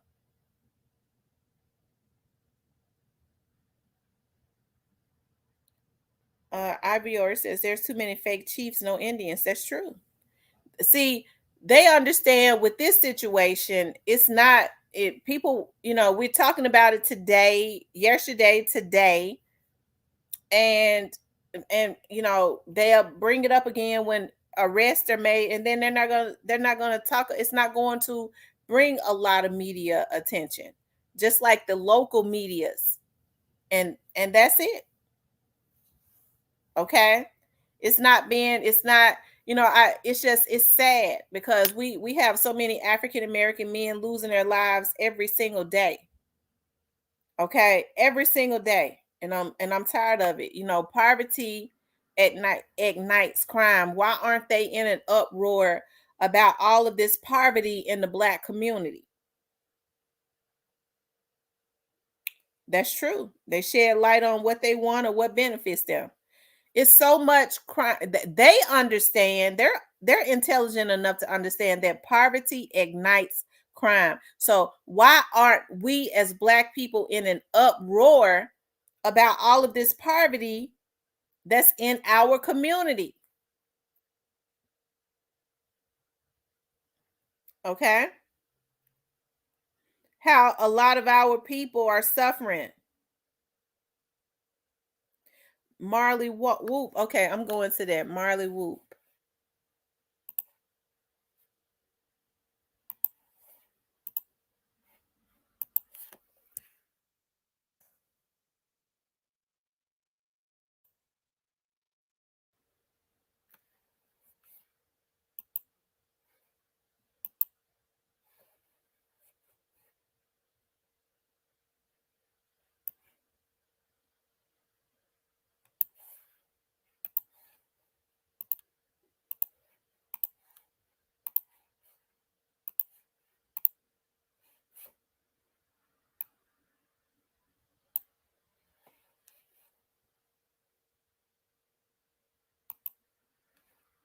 What's the deal with y'all?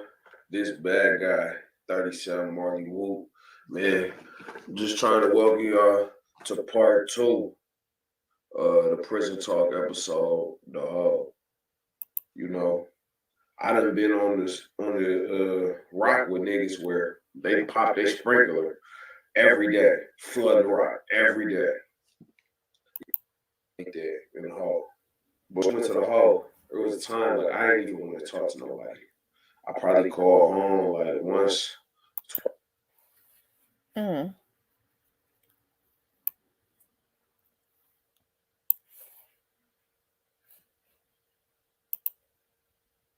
What's good with y'all? This bad guy, 37 Marley Whoop. You can catch me on all streaming platforms.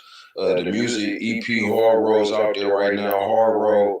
And I got new music coming this month. If you fuck with the YouTube channel, all right.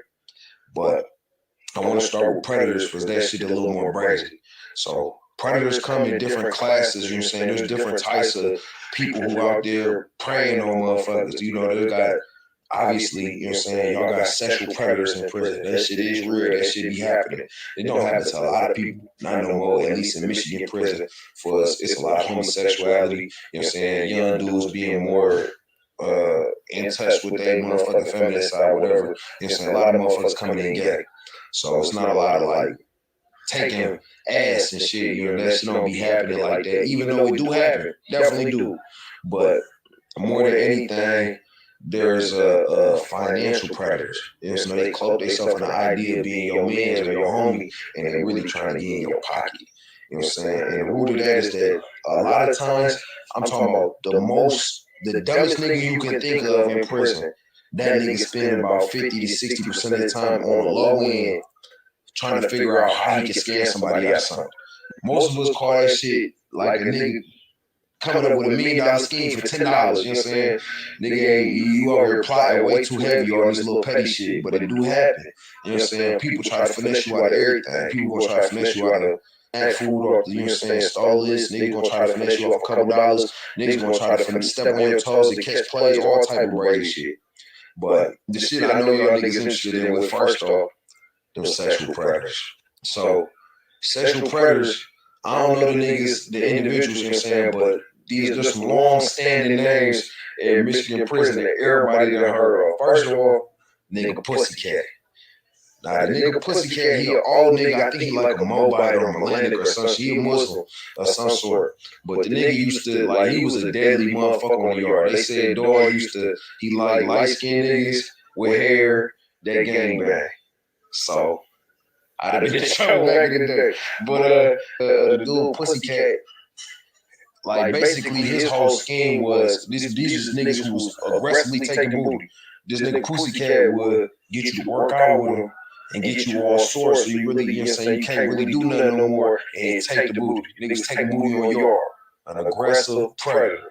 Second is another nigga named New York. Now, New York go by another name I can't think of, but dog was a weird fag. Cause, and I don't say that disrespectfully, I say that because that's what we call niggas. But niggas was weirdo, like he liked the white boys. But they said like he a big ass dude like 260, 6'3". I know they said nigga going around knocking white boys out, and then he'll like get them aroused and he'll play the girl. You know what I'm saying? He wanted to be the girl, but he was aggressively taking whatever the fuck he was into. You know what I'm saying? And honestly, they got like these weird niggas where like they'll do like weird shit, like nigga go hoop without no drawers on. Like you got all shorts, you trying to guard, like stick D to niggas, you know what I'm saying? But he really trying to stick D to niggas, you feel me? So you gotta be aware of that weird shit, you feel me? And a lot of older Muslim groups, they got that stigma of being homosexual or having homosexual people in their group. You know, and it's a hit and miss, but some of them do. You know what I'm saying? Let's be real about this shit. Some of them niggas is. Some just it's some old gay niggas that's hiding behind that religious surge.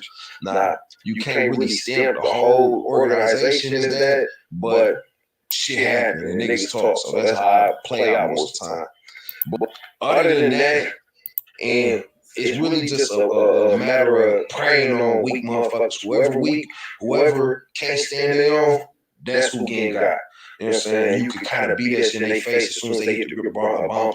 Nigga hit that bitch with the open eyes off the eyes they sell, you know, who will hide behind the mask of being like your mans and try to finesse you out of shit, you know what I'm saying? Whether it be some sex, you know what I'm saying, that weird shit do happen, or I don't mean no harm, but he kind of talked about the sex in jail a little bit too much. I hope, you know, because he wasn't no bad looking young man. So I hope ain't nobody did nothing to him, because he talked about that quite a bit. He never did get to talking about the mentor, but I guess he did get to the mentor. Miss Tamara, is Ricardo the guy from yesterday? If you don't mind, I'd like to get his seconds. I got a couple of things I'd like. Huh? This, Miss Tamara, this is Ricardo, the guy from yesterday. Oh, Andre, you're Ricardo. Oh, okay. If you don't mind, I'd like to get a second. I got a couple of things I'd like. Okay.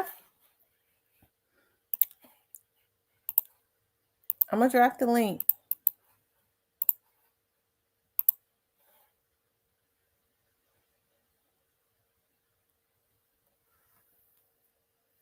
He never did get around to talking about mentorship. He never did get around to talking about mentorship. I'm telling you. But I think he did. But I think he got into talking about, you know, mentors, you know, try to mentor you to try to finesse you out of some sex in jail, I think. Y'all can see me, man? Y'all can see me? Yeah, we can see you. All right, perfect, man. So look, Thank God I came prepared. I got all this shit written down. I'm gonna make this as fast as possible.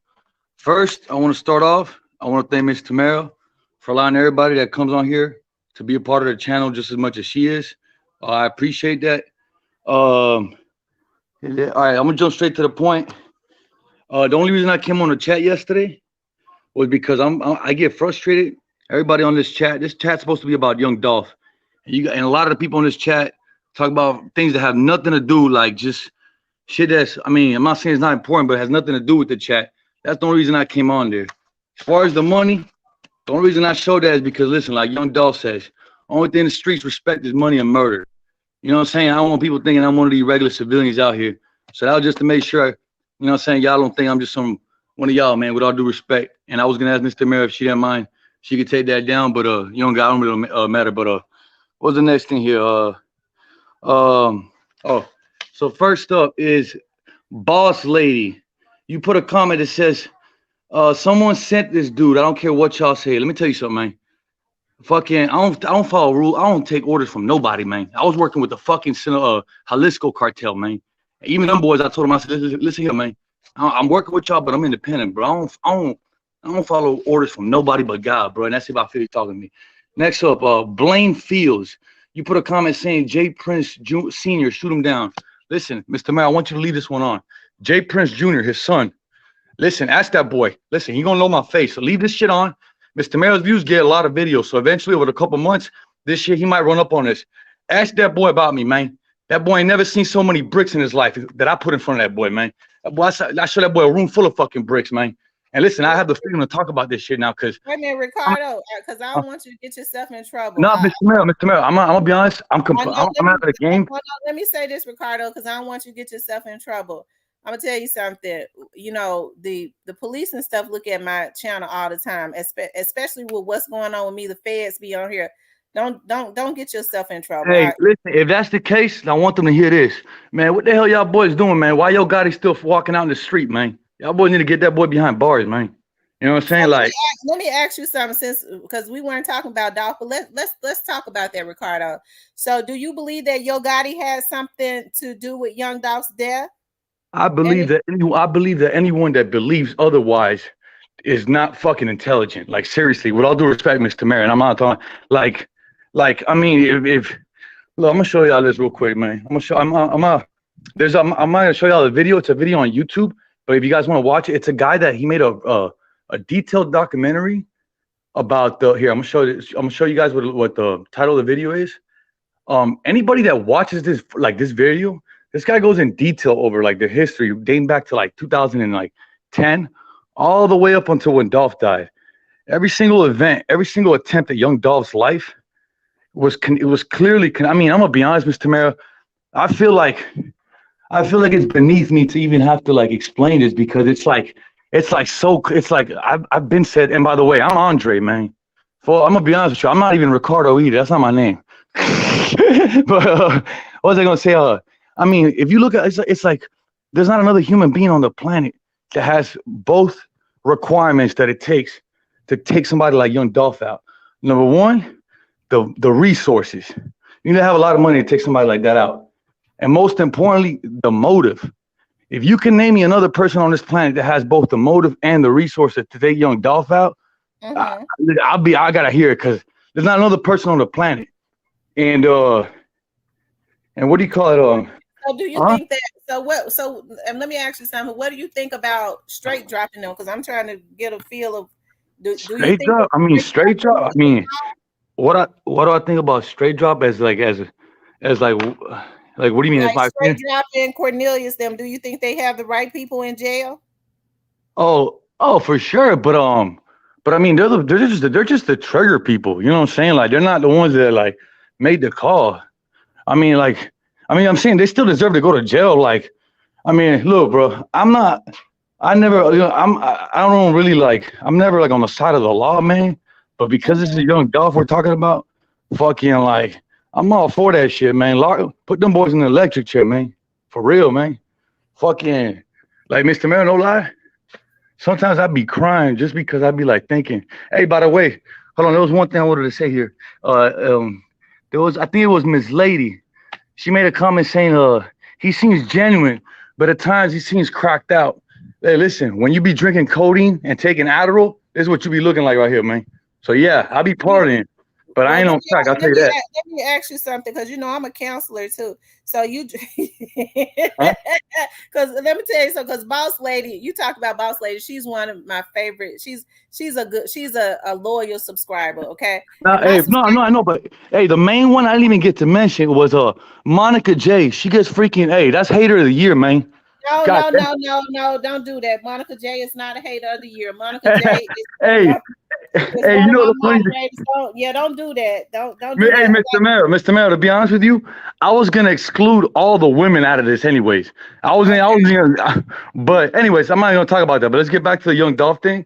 Okay, let's get back, because I want to talk Yeah, about Young Dolph, because from your standpoint, I like to hear what other communities think man, about this Young Dolph, because you say you're down there in Texas. A lot of people in Texas don't think that Yo Gotti and them had anything to do with it. man. I mean, Mr. Mayor, like I mean, look, if you got somebody who's had three attempts on his life, and all three attempts came from, it wasn't just like all three attempts were just three different people. Each attempt on his life had like different people. Like I remember like the shooting in North Carolina or South Carolina. It was where they shot up the van. I think it was like 3 or 4 people that got arrested for that.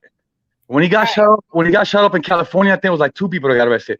So my point is, every single person that's got arrested was connected to Yo Gotti.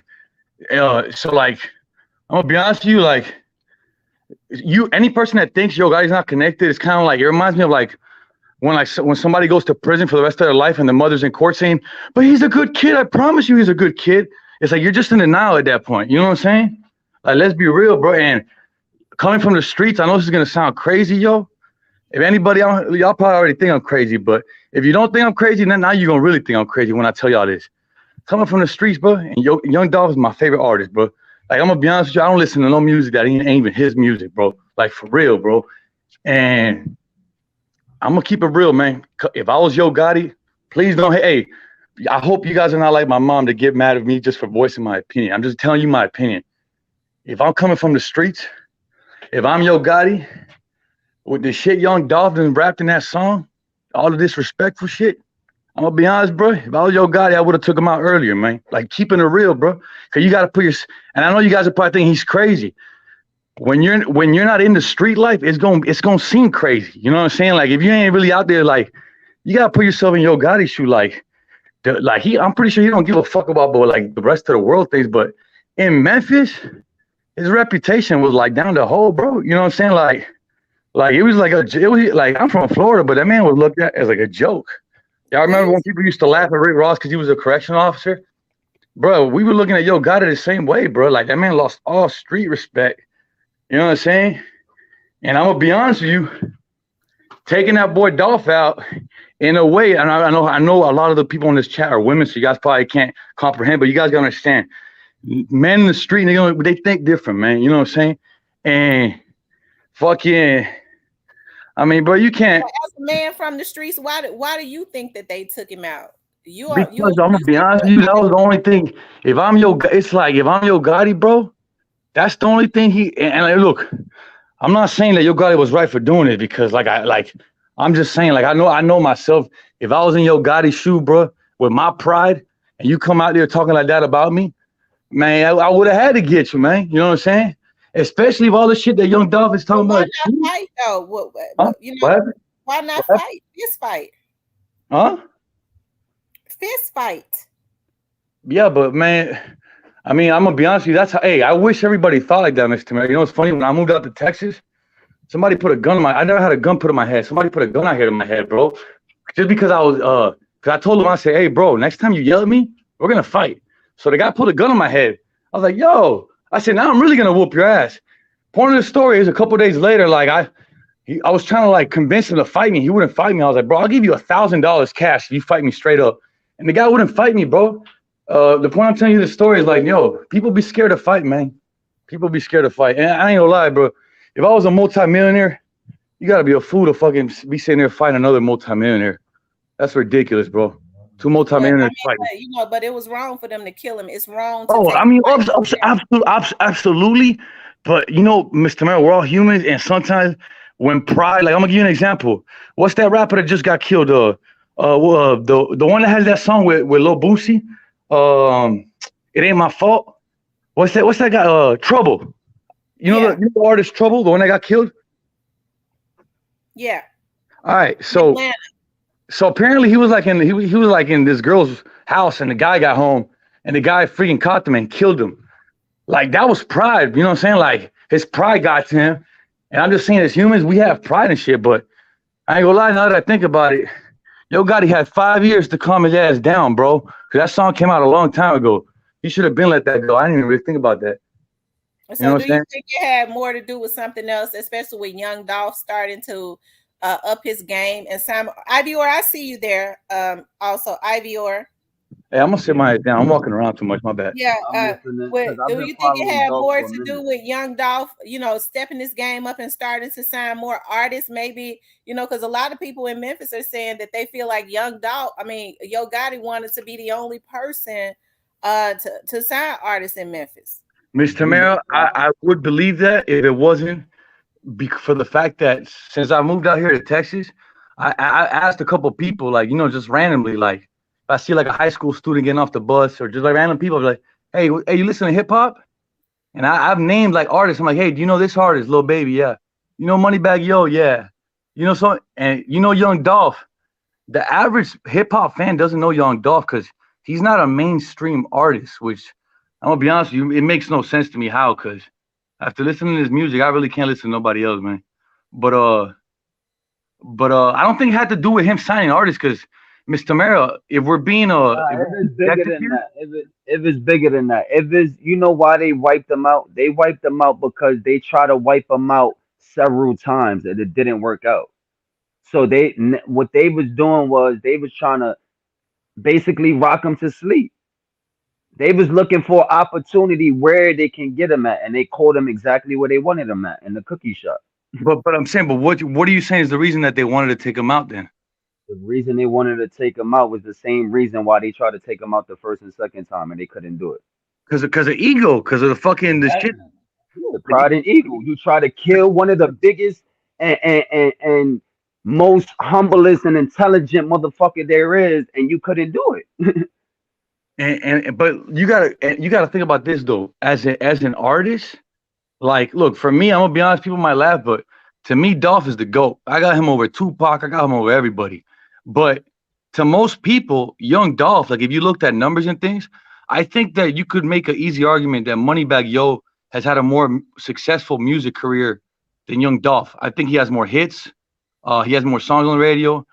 So Yo Gotti can make an argument that, excluding himself, Yo Gotti could say, my artist is more successful than you. Forget about me. My artist is more. So I don't think it had to do with that, because I'm pretty sure that CMG, like It's CMG deeper was than was that. just It's on the deeper cover. than that.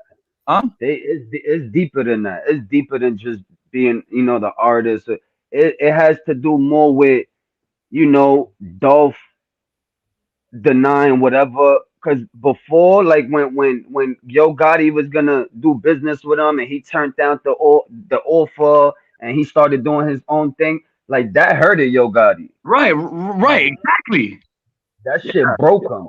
And then once he started seeing him doing what he was doing and It bringing added, it people added, with it was him, adding to it. It was adding to it. exactly, it was just adding to the fuel. So it's like pissing it in front of So somebody. where do y'all think that Black Youngster came in at? Why was he was so Oh, he's dealing with bloodthirsty as it God. relates That's to that? why. Man, He's because trying he's a to he's trash trying to ass. get a name. If He's he's a a trash motherfucking ass crash rapper, dummy. and that's the only thing he could do to contribute to that label is shit Yeah, talk. Because his music is horrible. I'm gonna be honest with you. he's just whack. I can't name you one song by him, bro. I really can't. So why did he come in the picture? Because that's the only thing he has to bring to the table is his Yo, shit Dolph talking. had more money than all of them Man, and put listen, but together. Dolph had money before he came into music. That's why Gotti Right. couldn't. I'm saying. He had God, more. He had already amassed a lot of wealth, and I think Dow strategically did that. Once he peeped game on how the industry was, I think he built his money up, you know, outside of the industry, so that they, you know, to already have it when he came in. They really Look, couldn't. they couldn't blackball him like they wanted Look, to he because he wanted exactly, because he mastered it before he got into it. So now when he got into it, it just made him way more. It gave him way more leverage. Mr. Mayor, Do y'all think, and I gotta ask this question, do you all think that Black Youngster took this up on himself to jump in this, or somebody put a battery in his back? Hey, you want to answer first, bro? You want to go? You want to go first? I can't really give none on that, because to be honest with you, that's like if I'm in the streets and I'm coming up, and I'm coming from where I'm coming from, and Yo Gotti put me in a position. I'm Me as a man coming from the streets, I'm gonna feel obligated to want to do something because I'm part of your CMG. You get what I'm saying? So it could be either way. It could be me taking it upon myself because I'm part of CMG, or it could be what you said, Queen. Somebody putting a battery in my back. I was gonna say the exact same thing when I first found out the news that he got killed. I remember like thinking, I'm like, damn, it was probably Black Youngster. And I ain't gonna lie, I'm not trying to say this to be funny. I remember thinking, I'm like, this man probably got to a point where like he started realizing that Yo Gotti was fed up of this man sitting there not making any good music. So he felt like, but I gotta do something before this man kicks me out the label. So I'm gonna go take this man out. Like I really felt that way. I never thought about that. You might be onto something with that. Like for real, I was thinking, I'm like, man, maybe this man's like, but I gotta do this because like this is the only way I could prove myself. Because you gotta think, if you're Black Youngster, you gotta think, man, if I just fucking go up to fucking Gotti and tell him, yo, go look at the news, that boy's out. Gotti's gonna appreciate that, you know what I'm saying? So at first I thought that, but when I started finding out like that Big Juke was involved. And I was the same thought I thought about Black Youngster. Like, oh hell no, man, that's Big Juke. Yo Gotti about to cut his ass off permanently. So he said, I got to do something for this man before he cuts my ass off. For real, bro. That's what I was thinking. But yeah. Yeah, because Dow started exposing some stuff that they had said about his brother, right? Man, listen, bro, Big Juke, bro. Hey, man, bro. Oh, that boy look like straight drop. Queen Tamara. Straight drop, right? And that video before he got locked up, when he had the video with the pendant, they had a Dolph pendant. How they got that pendant? One of somebody in his camp got robbed or something. Yeah, wasn't it Big Moochie Grape that was that Big Moochie Grape's pendant that they had? They robbed Big Moochie Grape, right? That's the. I'm not gonna lie. What's his name? OG Gangbang. Then they get that from OG Gangbang or Bang Gang or whatever. Like Bang when they Wang. posted that video with that pendant, that's when I knew that they had inside. They had the back door open. I think how they got that pendant was they robbed Moochie Grape. They Bang Wang and them robbed Moochie Grape. Am I right? I think I heard of that. Yeah, I think I heard of some shit like that. I don't understand. Excuse me to interrupt, but just remind me. You understand, bro? Like, you know what I'm saying? I'm Hispanic. When I came here, I grew up in the middle class. When I got out of high school, that's when I really started getting in the streets and was introduced, and all that shit. And I never understood why in the streets people brag when they rob somebody for their jewelry. If I rob somebody for their jewelry, you should try to be keeping that on the down low, bro. That's embarrassing, man. That's this generation is that motherfuckers is chasing clout and views. That's what it is. Motherfuckers is dying over clout and views. You see, before when I used to rob you, I used to keep it on the low. And if I did expose it, nigga, you gotta pay for your shit back. I got your shit. What's up? We want 50K. We want 20K. That's the only way I'm gonna put it out there. This generation, they just putting it out there just to get a little bit of views.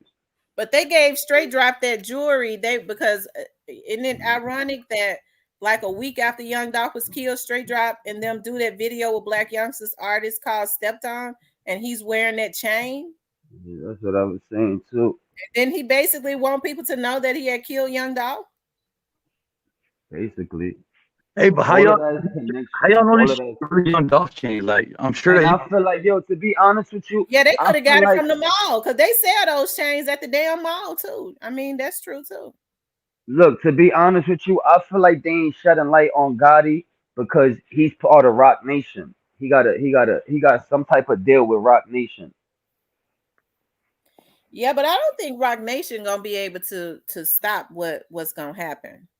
No, I'm not saying stop it, but they're not gonna, they're not gonna make it how you know what the people want. They're not gonna give what the people want for the simple fact that he's making money and he's under the goat. Mr. Merrill, can I ask you something? Because I know you know the legal system pretty well. What exactly is it gonna take for them to be able to actually like put Yo Gotti behind bars? I say hypothetically speaking, Or if somebody tell him if Straight Yeah, Drop tell one of these people those tell. young men in jail being brave enough so for to let's tell. say Straight Drop says, okay, yeah, it was Orange Mountain to give us the money, but he got it from Yo Gotti. But nobody else, Cornelius, Orange Mountain, Big Juke, none of them else mentioned Yo Gotti. You're saying just with Straight Drop saying it was Yo Gotti, that's enough for them to lock him up? It's enough for them to, put him Do up under investigation investigation. Yeah. All right, but okay, well, It's probably already, going on now because here's the thing about it. You're right. It wouldn't just be enough for a Straight Drop to say it because Gotti has the money to get lawyers to tear that apart because supposedly Straight Drop says it, but Cornelius and Orange Mound Quet is too afraid to say it. And they said, well, we don't know anything about that. Although they do know it. His lawyers would eat that apart. Look at what That's Jonathan one said. of the reasons why they started, putting vloggers on here to go after witnesses because they understand with a multitude of the same people knowing what happened and saying something, that they understand that is what actually wins a case. so if we're being realistic here, and we were all gambling people here, and we're betting money, Yo Gotti ain't gonna go behind bars, bro. Because No, I think he eventually will go behind bars, and the reason I say that is because this is when you say just eventually, what does that mean? Like when you say eventually, you talking like a couple years, like I don't know. I think he eventually will when the right people are brave enough to stand on probably what has already been said. You have to think about. I don't think it was a coincidence, and nobody told me this. I'm just saying this, okay? I don't think that it's a coincidence that when some of these young men maybe started to open up to tell what the truth was, buildings and stuff started getting set on fire with their families near. That's a sign saying your family can be touched. So that would automatically make a person retreat. Somebody was just telling me one of those dudes so scared as hell, it don't make no sense. And they want to open up, but they just scared as hell. I'm not going to say which one it is. I don't understand how you got the balls to kill somebody and then you scared of the nigga that paid you to kill him. That made no It's sense. gonna come out though. That's the crazy shit. It's gonna come out eventually. You scared of somebody that's scared to kill somebody, but you killed a person that he was scared to kill, and now you scared of him. Think about how that shit don't make no sense, man. Yeah, but what I'm Well, thinking you know is, why I'm they're thinking, scared? Because they don't want to do that time. When I think a lot of those young dudes thought that life was 25 years. But when Judge Coffey told them life in Tennessee is 60 years, it changed the energy. I'll be honest with you, my biggest problem is not that they thought life was 25 years. What the hell made them think they was gonna get away with that shit, bro? Like seriously. no, they wasn't getting away with that. They You know, wasn't. what's The wrong shit with that that? got me tight though is like how? Like, yo, Dolph is too smart. Like that shit had to be a Oh, hey, I'm glad you said that, fam. that shit was What the hell? cause I've been studying Dolph since all that shit was going on. Since he bulletproofed the car when he shot him. So he was very strategic after that. So for you to catch him in the cookie shop, come on, man. Like, The thing I don't understand is how he didn't see them coming. There's glass doors, and he knows there's people trying to kill him. He should have been looking out. And then I don't understand how his brother, Miss Tamara, I heard you say a couple times, he was in the car and he managed to get some shots off before they managed to like completely drive off. I don't understand why he took so long to get out the car. And I'm not saying he was involved because I know he's not, but it's like, bro, why the hell you driving around with a fucking strap if you ain't gonna use it? What I think that if anybody, it just automatically, I know I would, especially if you don't know what's going on and you're caught off guard. I mean, it was the sneak attack, right? Nothing beats an ambush. Dolph's brother was not a security guard, so he would No, not have I acted. know, but I'm saying, bro, if my brother's young Dolph, I'm gonna guard that boy like a security guard. Especially I know there's people trying to kill him in the city. Well, but I my just brother, think that's that how they you weren't. think. He That's was how not. you think. A He lot was of not people don't think like expecting that. that. He But he wasn't shot A lot of expecting people that. don't If think you're like sitting that. in the car and Mr. somebody Mel. pull up and start shooting, what the first thing I'm gonna do is start ducking. Like, Oh, you what the hell is going on? yeah. My bad. I thought you were talking about young Dolph. Because you got a gun, just because you got a gun, if you see somebody ambushing your man, like, you know, But you Mr. don't Mel, know the I reaction. also heard you say that he noticed he was being followed that day. I mean, that's what I was told. I was told at some point he noticed that he was being followed. I mean, that's He what I would have was knew told, that. and I do believe that. And so when people have the theory about the cookie shop, I don't know what's going to go on with that, but I would have to say at this point, I don't believe that the cookie shop was involved. Just at this point, you know what I mean? Because I was told that he was followed. They tried to get him that Monday. They had their eyes on him that Monday. So I mean, to me, it was like an ongoing thing. So they just had their eyes on him to get him. Hey, Yeah, I think the feds got that shit. They just letting it die down, and then they just gonna come out with something big. Mr. Mel, a couple of days ago, I joined the chat right before it ended, and I heard you saying something about that they were making fun of the way that young Dolph's body reacted to his body getting hit by bullets. What were you referring to? I kind of jumped on that chat late. Yeah, I kind of don't want to talk about that because I was mad, and I was I talking remember about that. I never heard you so angry. That's why I remember. Yeah, that I don't want to talk about it because it's just gruesome in nature. Yeah, that shit had me tight. I was mad because I believe one of them was on here. I was letting them know that they disgusting, and if God don't get them, the Yeah. feds are gonna get them. That's just disgusting in nature. He been I knowing mean, that people was following him the first time he got shot in Cali. No, that's a fact. He been knew that. That's why I'm saying, like, for you to catch him slipping, like, you really gotta have some type of fucking information, cause he was very strategic. Give a fuck what nobody tell me. Dolph was strategic. He was smart. Yeah, So he for was you to strategic catch and him, he was smart. But the fact of the matter is, they had been planning this. They knew that he was going to be home. nah, They they knew he knew was that he going was to going that to be cookie home shop. for those That's what turkey they knew. drives or whatever. Straight dropping them. If because you've heard people throw a lot of people's names in there. With the way that some of these people are talking, I believe at this point, why haven't somebody that worked in the cookie shop, why haven't somebody worked in the cookie shop been arrested? Mr. Mel, so like I don't know anything about like how police work, but I understand. I have an understanding that sometimes like during investigations, like there's certain people that they won't jam you up. They'll let you go for a little longer because jamming you up might like what do you call it? Like it might Fuck mess up the up whole. jamming somebody else up. Yeah. You know what I'm saying? So maybe the cookie shop, and this is just a theory to answer your They question. letting them rock. They letting them rock. Because they're trying to get to the bigger person. So It's that's called a secret indictment. You know, That's what you I'm gonna call be a honest. secret Like We indictment. all know that well, if you ask me, I've always believed, because a lot of people don't believe it, but I've always believed that Yo Gotti either knew that it was going to happen or he was a part of it. I tend to believe that he was a part of it.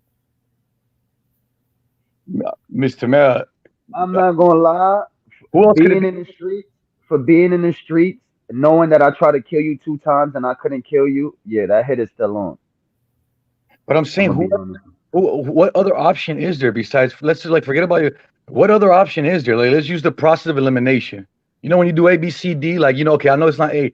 Like let's be honest. If it's not him, who else would want to do that? I can't really name nobody else. Dolph Nobody wasn't other than really them. Every time that like his life was attempted, it came from that exactly camp. came from that camp. Exactly. It always came from that camp. And even if Gotti wasn't involved, we got to hold him responsible because it always came from his camp.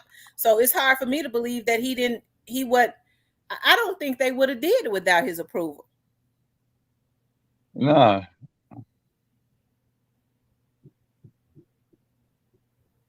I don't. And I believe a lot of people don't want to believe it. I believe the reason that Black youngster, and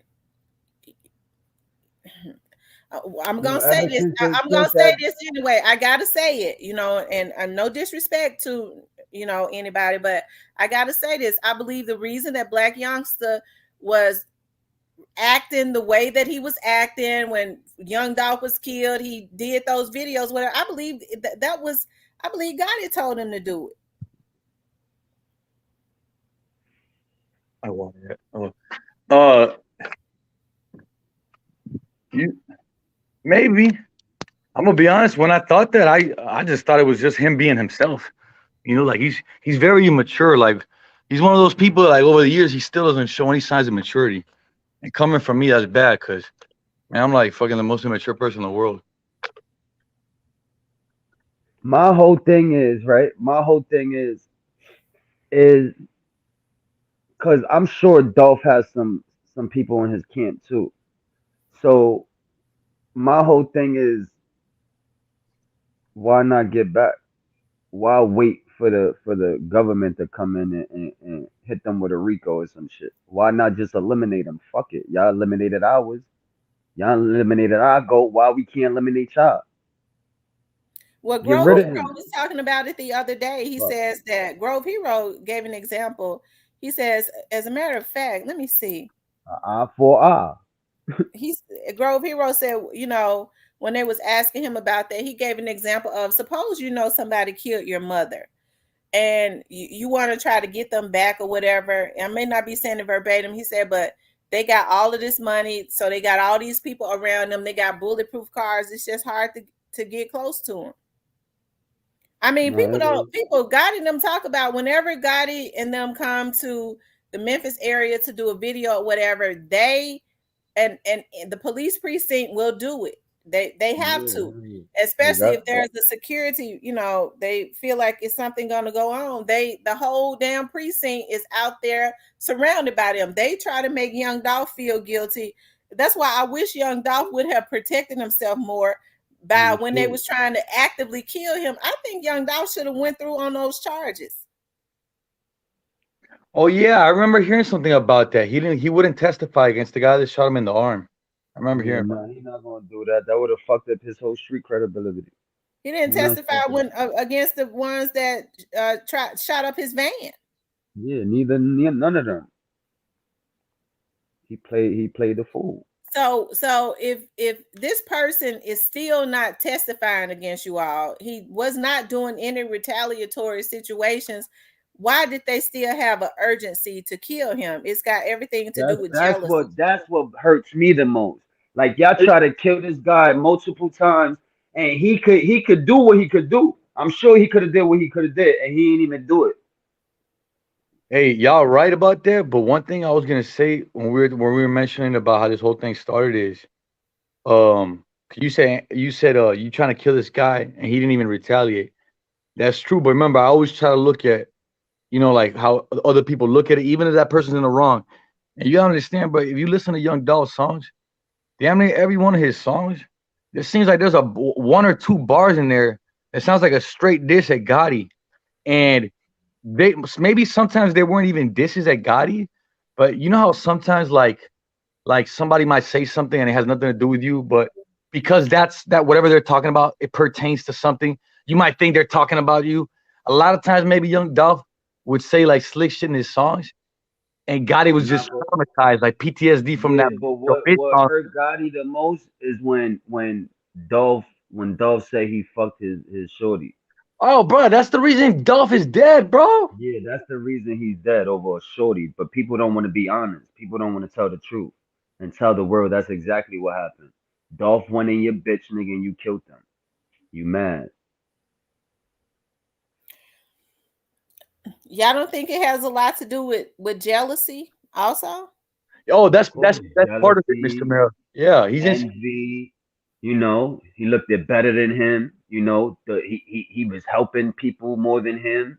You know, yeah, had a lot to Like, do with jealousy. Yo Gotti was that nigga, but Dolph, when you compare him to Dolph, he ain't nobody, man. Comparing Gotti to Dolph is like comparing Black Youngster to Gotti. Like for real. You know, so I'm not talking about money wise, but just like, you know what I'm saying? Well, I hate, I really, somebody was saying that they think that Black Youngster was brought on to be a hitter, and they just gave him a contract as a Hey, cover up. if that's the case, I need to sign my ass, bro. I ain't gonna do no hits though. I'm gonna just get the contract and bail out on their ass. That's what I'm gonna do, man. You are Frederick Young. That's a fact. I don't know. It's messed up though. But the sad thing about it is, it's unfortunate that Gotti and them knew better. Even Juke is older than Gotti. Straight dropping them are young enough to be their son. So why would they pull these young dudes in? I'm sure they was already out there doing dirt.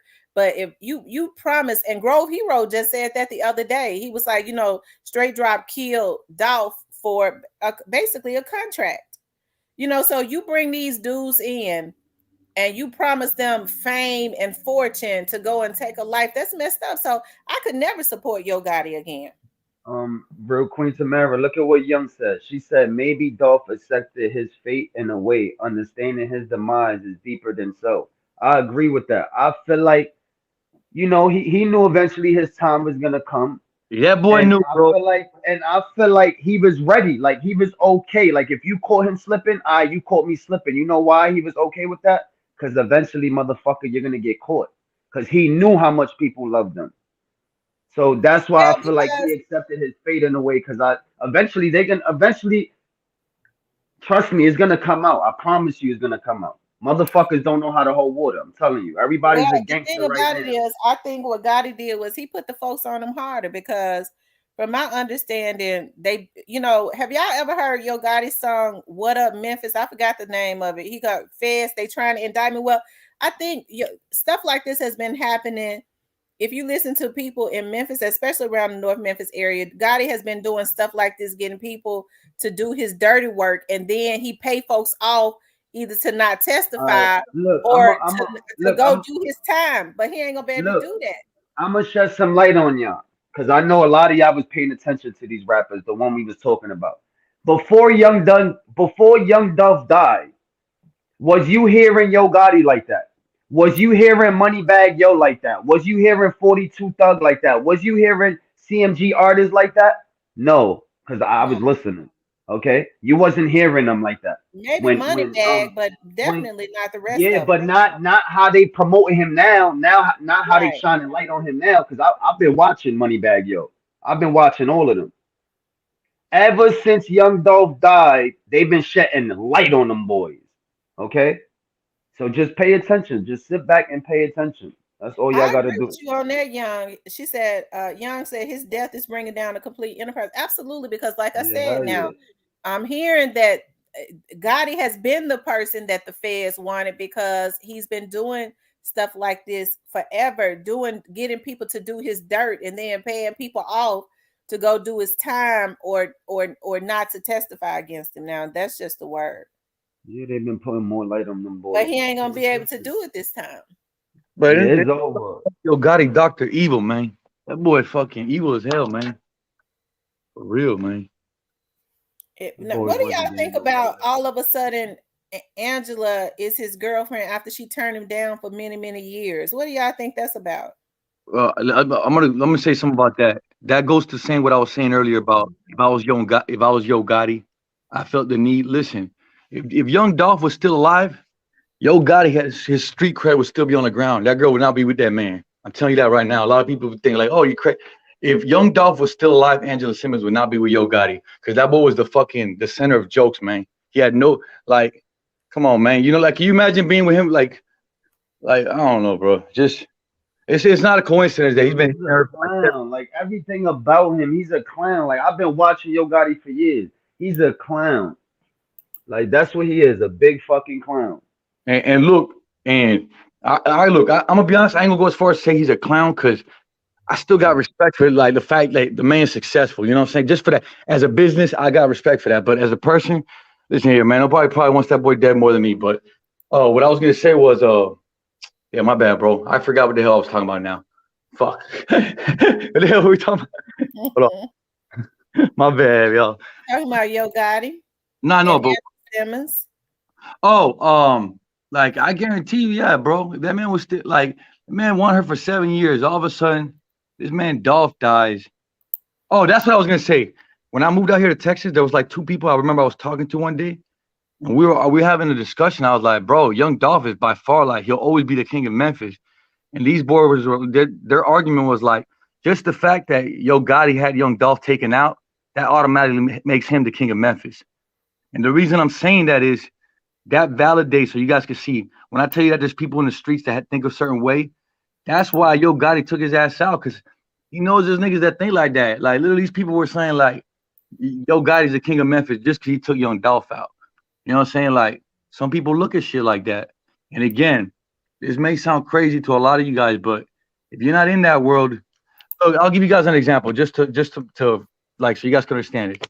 When you guys see the Mexican cartels, they cut off people's heads and they use chainsaws and all that stuff.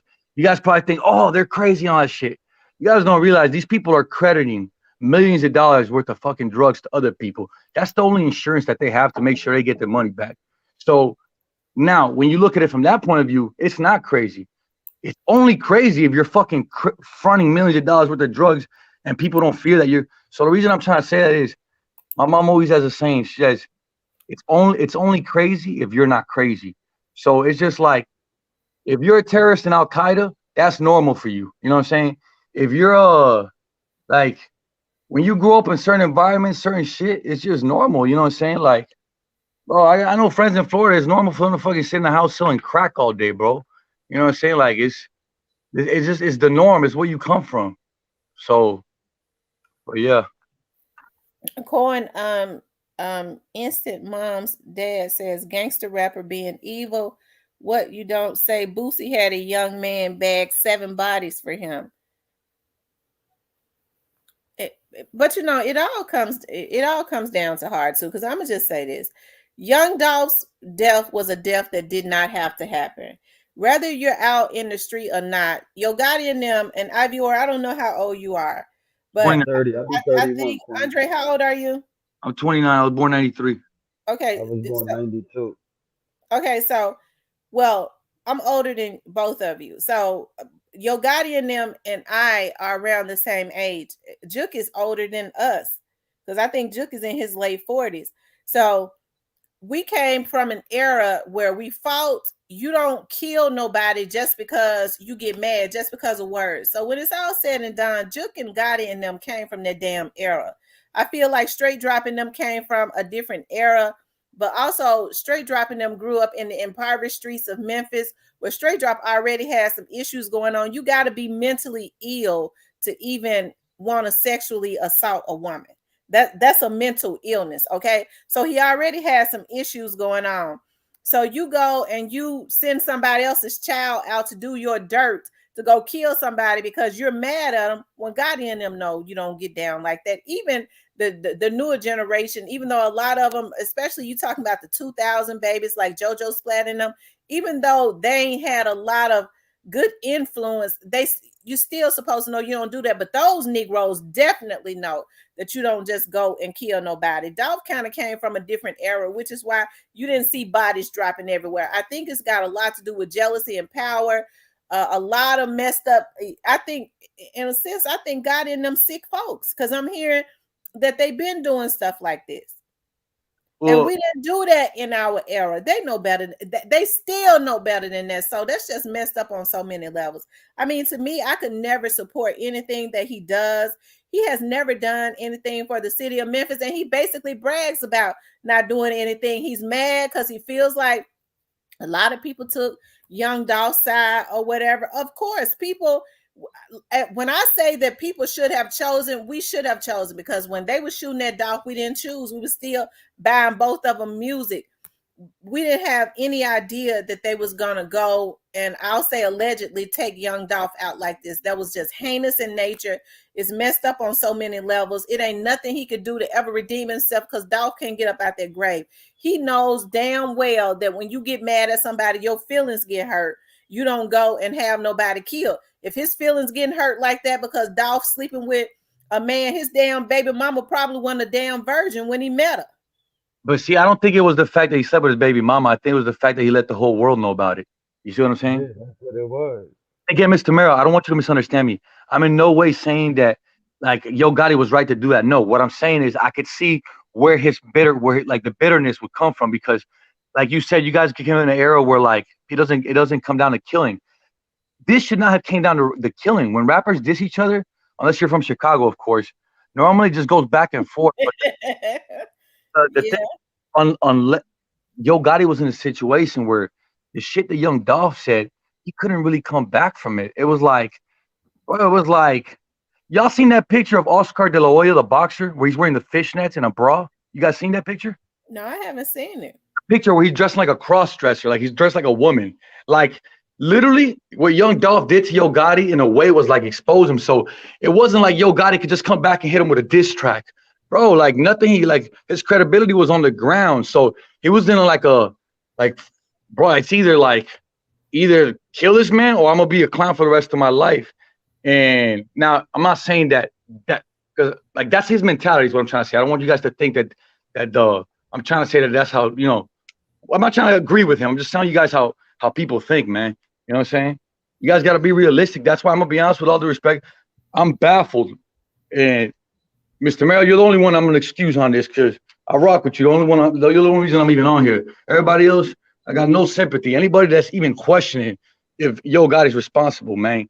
There's not a listen. I'm not gonna lie, bro. This is like trying to explain to somebody 2 + 2 is 4, man. If you don't get it, I'm not gonna sit here and explain it to you. But yeah, sorry. Hey, by the way, guys, sorry if I talk very aggressive. That's the way I am. I'm not really upset, nothing like. Well, I am because go here, but well, let me ask y'all something.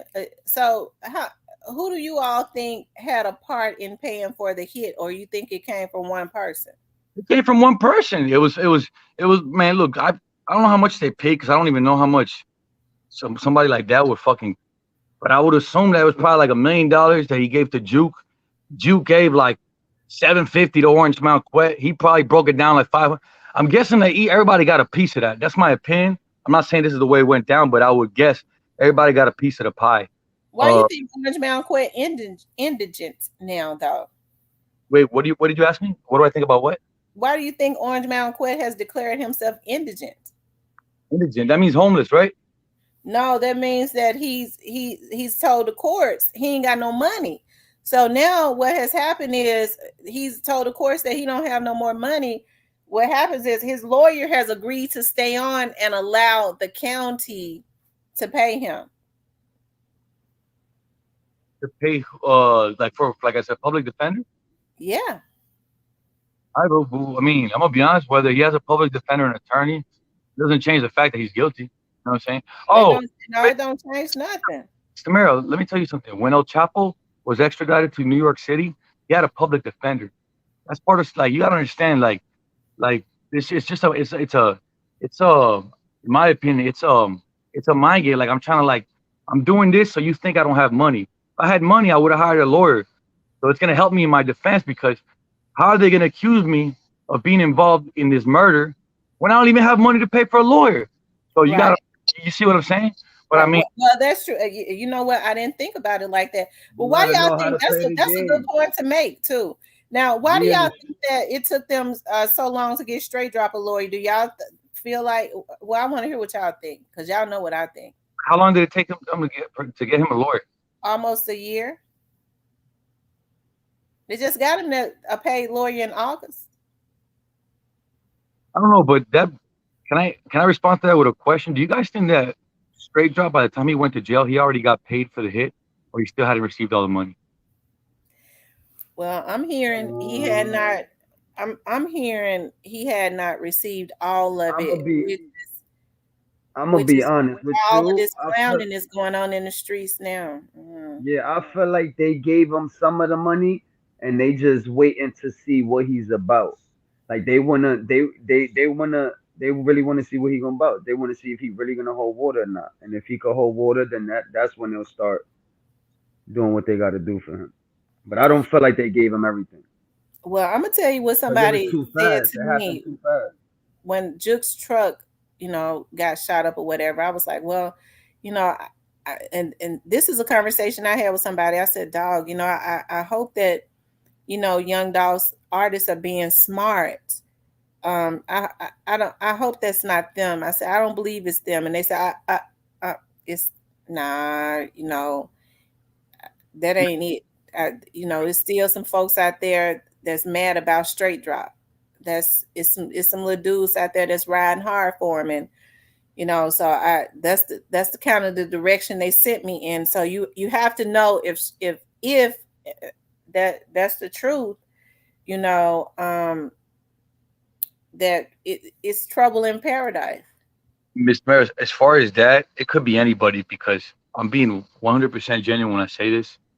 I'm 29. I think the rest of my whole life in front of me. But if I walk out tomorrow and I see Yo Gotti in front of me, and I had a gun in my hand, I would, without even hesitating, I would willingly kill him and happily go to prison for the rest of my life, without even thinking twice.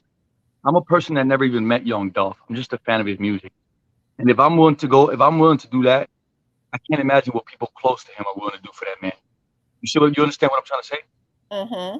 So, as far as who could have shot So Big you Ju, saying it could have been fans? it could have been anybody. It could have been like for real, man. It could, like I'm saying, like it could have been anybody. Bro, you shit, man. I lived in Memphis. On the weekends. I'd be looking for that boy for real, man. Hold on with that boy. Young said Orange Mound Quet is probably keeping his money for his woman and kids. He knows he's going to prison irregardless. Yeah, that's yeah. Y'all think that they killed that artist that was signed to Lil Uzi Vert? A lot of cash, Desto, whatever her name was. That was Orange Mound's daughter. You think that was like a warning to like has something to do with the dog shit, or you think that was just irrelevant? You hear me? I don't know. I think that situation is real tricky. Happened in Houston, which is like, what the hell? I know Memphis people had ties out there like that. I don't believe it was no Memphis people that.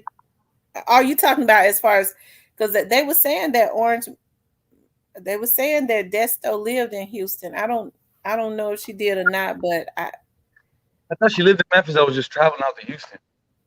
Somebody was saying that she lived in Houston. That situation is real tricky. I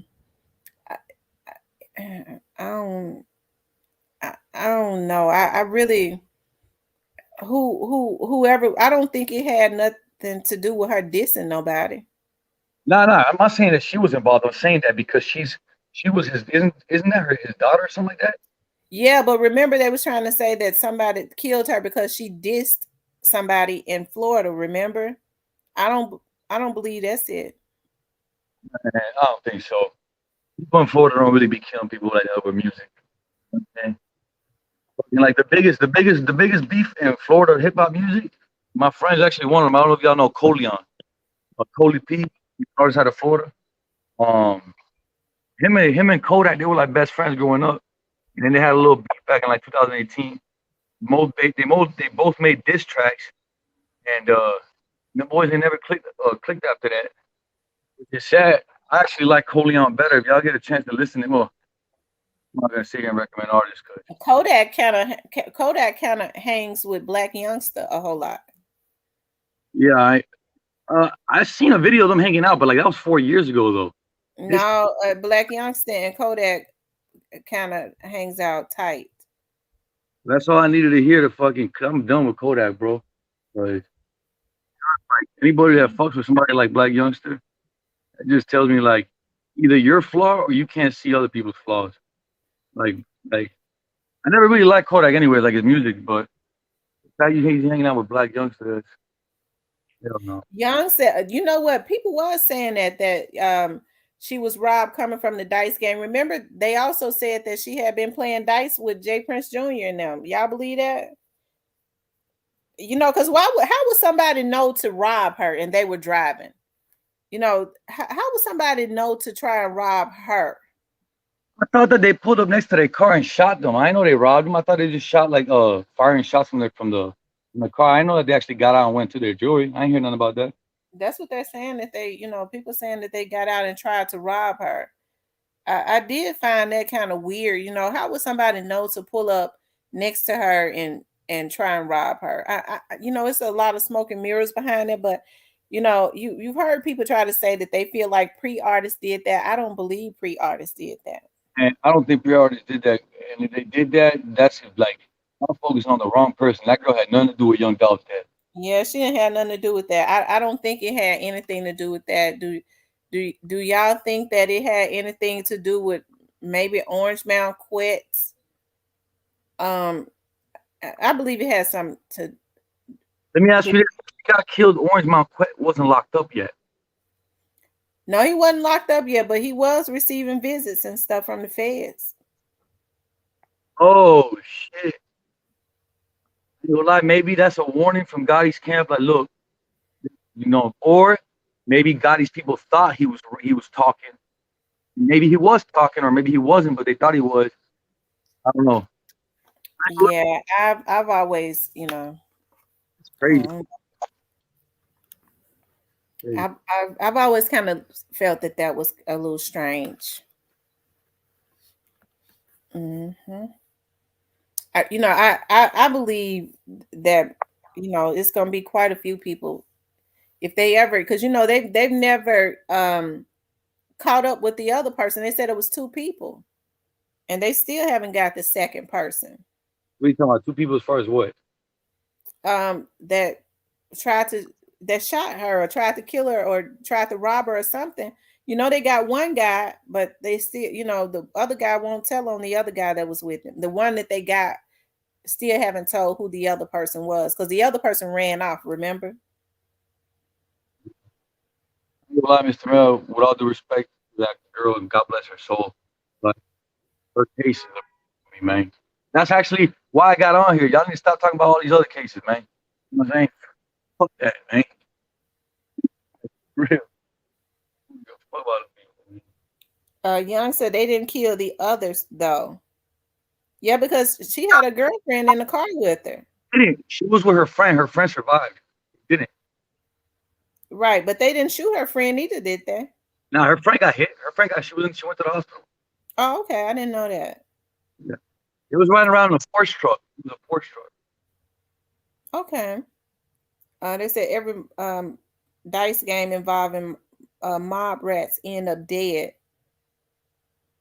Well, I hope they solve the Duke the Jewelers case too, because I really believe that they had something to do with that. I'm talking about mob ties. I do. This whole thing has more tentacles than an octopus. I'm telling you. I think with this Young Dogs case, it's not that complicated because everybody know the direction. It's just about getting the main people, because if they just get it, because it's still a travesty of justice, and which we know it's not going to stop with Orange Mound Quet, but if it stopped with him, it would still be a travesty of justice, but we know it's not going to stop with him, right? Oh, no, I think that after him it's Big Juke, right? And then Gotti. What about Youngster? Do you think Youngster had anything to do with it? Black Youngster has much to do with this case. Freaking, you see who is on this chat. Let me look for a name here. Any random person on this chat. He got nothing to do with it, man. You don't think he got nothing to do with it? You think he inserted himself? I think from my understanding that Mercedes Benz that they used was one of Black Youngster's girlfriend's cars. That's what I understood. That's about. I don't know if you heard about that, Mr. Merrill. That little the 2-seater Mercedes. Yeah. That was a. Oh, I gotta go, guys. Take care. Okay, he got off.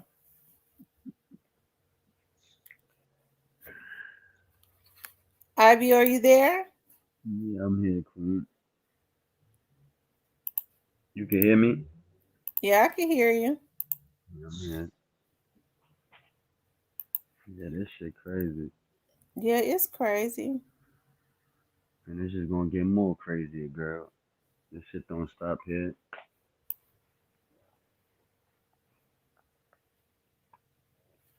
You got all these beautiful people in the comments. They love you, girl. They don't play about you.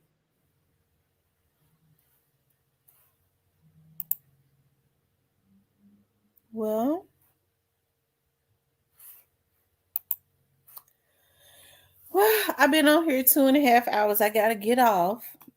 I See, I appreciate you see. guys for coming up.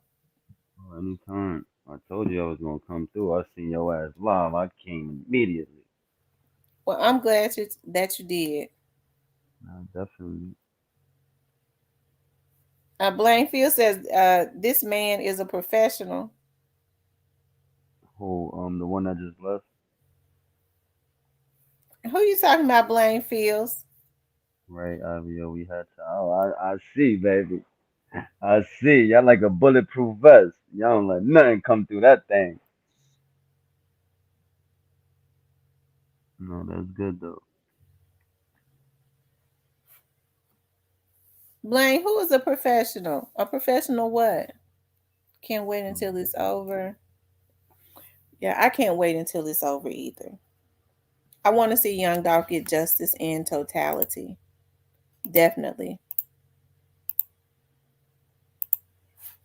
Get justice in totality. All right. Well, thank I you for see you coming up, man. Ivior. I'll be back on tomorrow. Definitely, I'll be back tomorrow then. You have an Okay. amazing day. Everybody in the Okay. chat too. Thank you. What's the name of your page? Ivyor is the same name that I got right here. IIVYOR. Okay, Ivior. Okay, Ivior. Is that your real name? That's my brand name. My real name is Jonathan, by the way. Oh, okay. All right, Ivior. Well, I appreciate you for coming up. Anytime. Y'all have All an right. amazing day. Okay, you too. All right, you guys. We've been on for a couple of hours. I had initially intended on getting on for like an hour, but we've been on for like a couple of hours, you guys. Yeah, it was a great live. It was. It was definitely a great live. I want to thank you guys for tuning in. And I'll get back on. I'm gonna drop some more videos today because it's a couple things that I want to talk about, different subjects. Actually, I believe two of them is the Young Dolphs situation. I kind of want to touch on in separate videos, okay? But I want you guys to have a good day, okay? And I'll talk with you guys later.